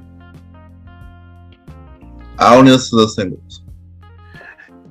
Yeah, no, I brought this album, and this album. Oh wow, that's good. Yeah, the album was a dope album. Let's do some fun facts, a little bit fun facts. This album debuted at number 1 when it first came out in the top 200 Billboard charts. Number 1, damn. Yep, debuted at number 1. It's been 35 weeks on the countdown. The album was also nominated for Best R&B Album in the 2003 Grammys. Just yeah. Singles off this album was something. It is singles off this album was he had Crazy and Don't Change. Nah, he had not even gonna lie. I remember he had a good year for R&B. Like this, the singles alone was monster. Yeah. Yeah, he so did. I know he had to have success because those singles were very great. Yeah, it was for real and stuff like that. I agree. My favorite song off the album had Crazy, and also Don't Change and Something, which was a Beatles sample, Something, which was pretty dope, you know. So let's do Billboard chart review. Top 200 charts. It went to number one. Top R&B charts went to number one. It went platinum. And yeah, our next album we're gonna do is Soul Star. How you feel about Soul Star? Soul Star was dope. It's a dope follow-up. Yeah, it was a cool song. It was a cool album, cool album, stuff like that. What were your favorite singles of this album? What were your favorite songs of this album? What were the singles? The singles was For the Night and Who Knows. For the Night was definitely my favorite single. No, I agree. For the Night was my favorite, and the intro song, Soul Star, of course, and stuff like that. On the Billboard charts, is peak at number 13, and top Billboard chart, top R&B hip hop Billboard chart to number 3, and went gold. All right, next album we're gonna do for music is Love and Music. Yeah, Love and Music is the next album. Have you heard this album? Yeah. Wait, not the album. I just know the singles. Okay, of course. Singles on this album was Buddy and Teach Me.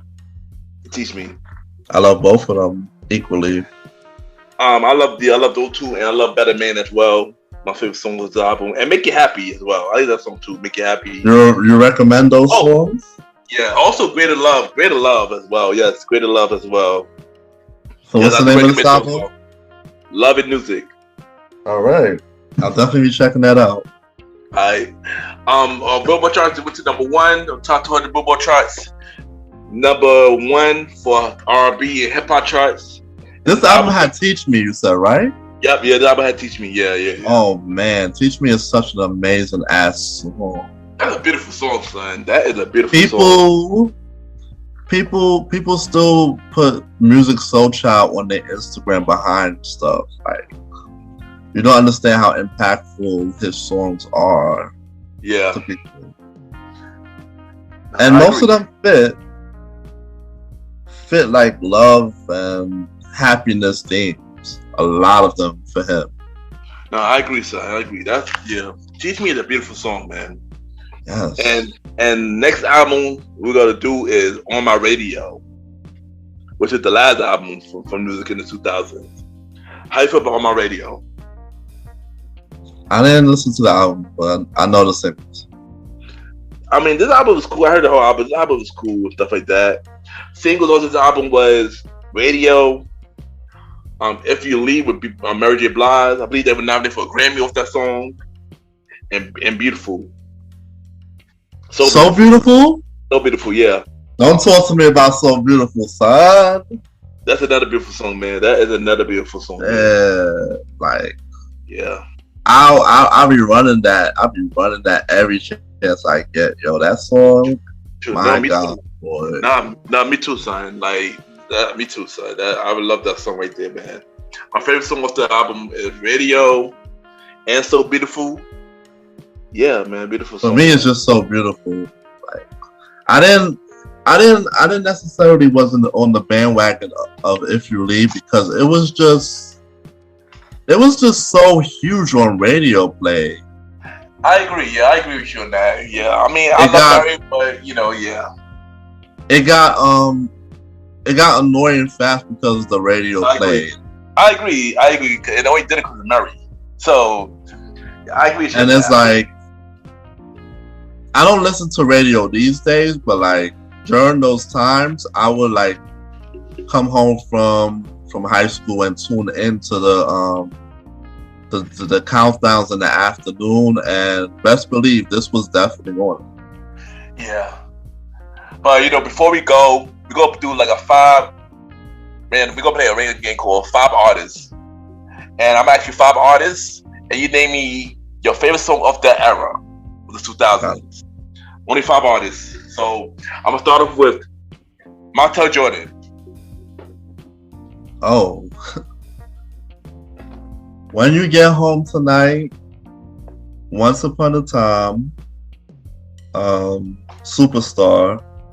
I don't know, you said that Get It On Tonight was before 2000, all right? Yeah, that was 1999. I only have 3 for him because that's it. For me, I'm not. I don't think I have a favorite song for Montel in the 2000s. So I'm gonna pass on Montel for this one. So next artist, I'm gonna say Casey JoJo.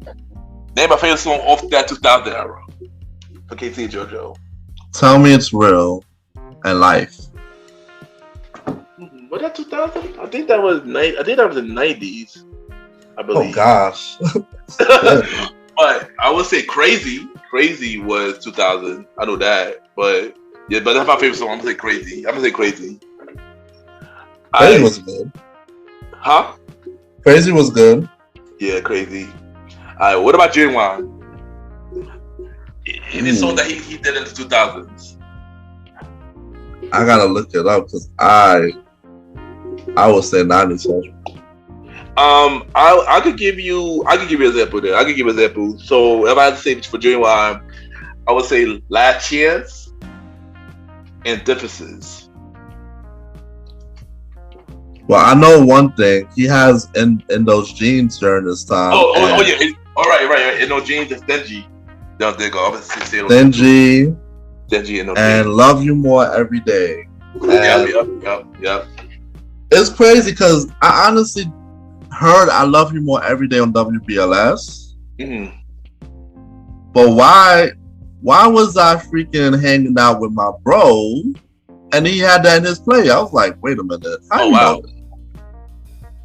He said, this is a song I think about when I think about my lady. I said, oh, okay, I get it. It'd be like that. I'm being honest too, bro. No, it'd be like this. It'd be like this, son. All right, next artist we got is Tyrese. Name a Tyrese song from the 2000 era. You want me to go first? Nah, I got this. You got this? All right. How you gonna act like that? Okay, yep. Number 1. Yep. I think that's it because I think anything else I would name it 90s. I agree. How you gonna act like that? For Falling in Love with You. That was also 2000. That was all stuff 2000. Oh, what am I going to do? Oh, what am I going to do? There you go. That's what I'm going to say. When it's inside, you're falling. Yeah. And in 2000, that was 2010. The song he had with Ludacris. What song you have with Ludacris? I think it's called Too Easy. Oh yeah, I think about 2000. Well, I mean 2010. Oh, but someone Lil Jon, Turn You Out. I don't know. You never heard that one? You listen to the. I probably heard it, but I probably didn't care. Okay, I got it. Because I'm pretty sure it's a single. Got it. Alright, so give me a song from Michael Jackson, Invincible. Are you asking me? So you're gonna have me talk about Invincible. It's gonna be Butterflies. It's gonna be Heaven Can Wait. It's gonna be Break of Dawn. And You Rock My World.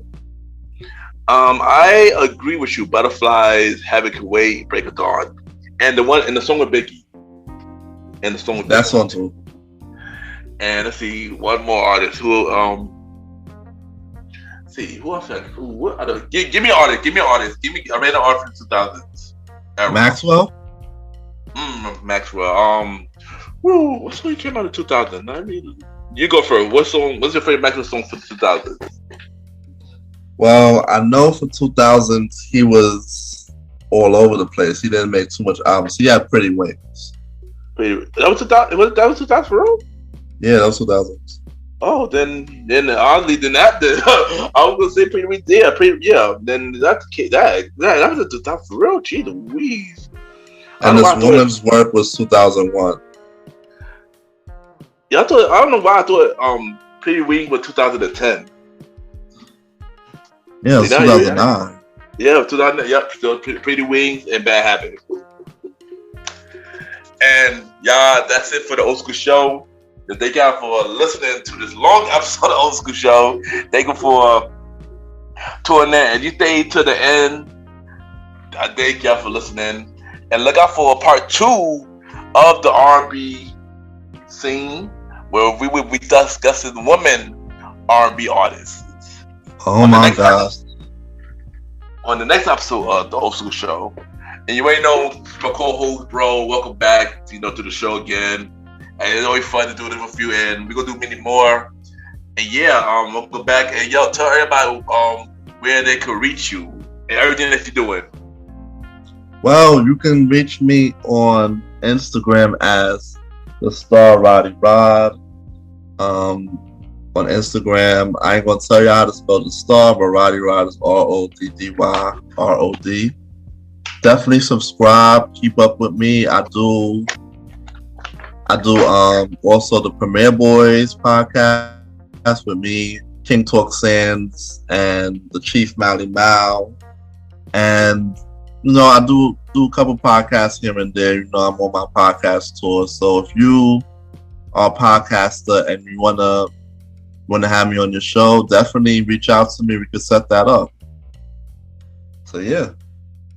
There you go. Also, he might got a podcast show of his own coming soon as well. Stay tuned though. Working tight at the moment, but coming real soon. And thank you, and we'll be right back.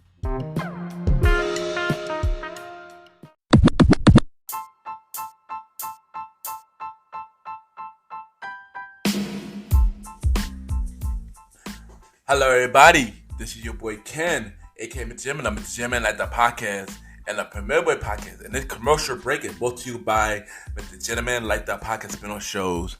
And MrGentleman like the podcast has many spin-off shows, but we're gonna talk about this one fan favorite spin-off show called the Old School Show with myself and the Star Roddy Rod, where we talk anything old school, from movies, music, TV shows, childhood memories, and many more.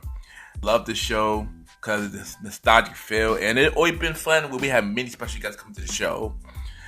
And if y'all want to check out this spin-off show, y'all can check it out every 4th and sometimes 5th Sunday at 12 a.m. Every 4th and sometimes 5th Sunday at 12 a.m. Also, we have another spin-off show called A Conversation About Music Podcast, where we talk to many unsigned artists about their music journey, and we play their song on the show, so many audience could know about their music. I wanted to create a platform from unsigned artists so they could come on the show, and so we could spread the word so everybody could take the time and take out their music and stuff like that. Also on the show, we have many roundtable discussion about music. And y'all want to check out this show, y'all can check it out every first Sunday at 12 a.m. Every first Sunday at 12 a.m. You can check out both spin-off shows on MrGentleman like the podcast network. And of course, we have many more spin-off shows coming real soon. But you can check out the Old School Show and A Conversation About Music podcast right now. And this is your boy Ken, aka MrGentleman from MrGentleman like the podcast. And have a good day or night wherever you're listening to this episode. Now back to the show. Chill!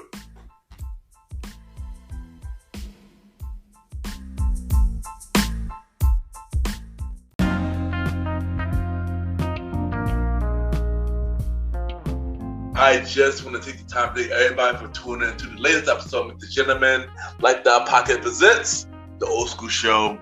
Thank you to my co-host, the Star Roddy Rod, for doing the show with me. It's good to have you back, and I'm looking forward to the next 3 episodes of the Old School Show, so we can end season 2 right. And y'all can also check him out on the Premier Boy podcast with myself, Aaron Kito Sin, Star Roddy Rod. Long live the Chief Mally Mal. Season 3, episode 1 is out now. Check it out. Season 3, episode 1 is out now. Have I returned to the Premier Boy podcast? Just listen to the show. And y'all already know, MrGentleman like that podcast presents the Old School Show. We will be back with another new episode next Sundays at 12 a.m. Season 6 returns January 29th. Season 6 of MrGentleman like that podcast return January 28th. Also alongside with MrGentleman like the shout-outs. Also, we'll bring them back around the 28th as well. There will be no shout-outs during this spin-off series. So they ain't doing no shout-out to the main series is back in progress, which is January 28th. Also, January 20th, MrGentleman like that podcast 4-year anniversary January 20th. So check that out. This Thursday, Mr. Gentleman Lifestyle Podcast presents Date Night Talk Podcast. Myself and Ms. Bonna B returns this Thursday at 12 p.m. Y'all already know both of the Old School Show and Date Night Talk Podcast. We are bringing you the final 4 episodes of this current season's final 4 episodes of the Old School Show, final 4 episodes of season 1 of Date Night Talk Podcast. So look out, check out those 2 spin-off series in the next couple of weeks. A conversation about music podcast return in March, and more info on that coming real soon. If you want to be a guest on Mr. Gentleman Like the Podcast, y'all can DM me Ken _Mr. Gentleman. I repeat, Ken KEN _Mr. MR Gentleman GENTLEMAN, or email me about yourself and everything that you do to my email, kenYPGENT@gmail.com. kenYPGENT@gmail.com. Y'all can check out Mr. Gentleman Like That Podcast each and every Sunday at 12 p.m. We're on Anchor, Spotify, Apple Podcast, iHeartRadio, Amazon Music, Good Pods, and many more. Y'all can rate the show, 5-star rating on Spotify, Apple Podcasts, Good Pods, Pod Chases. The more you rate the show, the more people know about Mr. Gentleman Like the Podcast. Add me on Good Pod, Ken Mr. Gentleman. You can check out everybody's show, see what everybody listening to. We can rate each other's show, and we have the charts. So at this time, I will give y'all the chart review, and right now I will be giving y'all the Good Pod charts. And as of right now, Mr. Gentleman Like That Podcast is number 14 on the top 100 charts, and number 11 on the indie charts. Mr. Gentleman Like That Podcast is still number 1 for society and culture. We've been number 1 for 11 days. And yeah, we're about to beat our current reign of being number 1 for society and culture. So yeah, thank y'all for continue to listen to Mr. Gentleman Like That Podcast.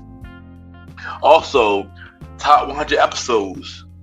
We are number 14 on the normal charts and number 30 for the indie chart for the random end of the year episode. So thank y'all for checking out the episode. Also, thank you for getting this episode number 1 for 2 days, the random end of the year episode. So I thank y'all, and it really means a lot. And thank you for continuing to support Mr. Gentleman Lifestyle Podcast.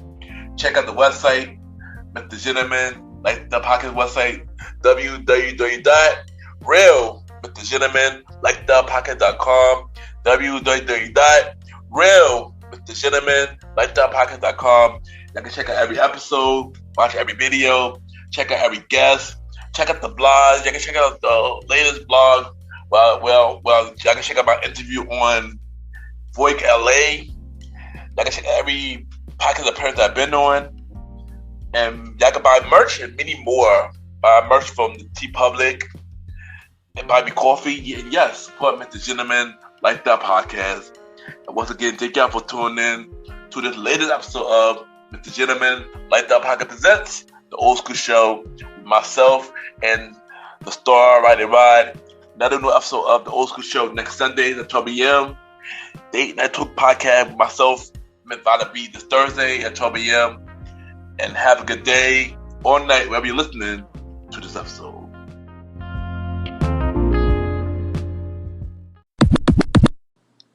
Hi, Miracles. It's Mariah Dumas, and you are now tuned in to Mr. Gentleman's Lifestyle Podcast.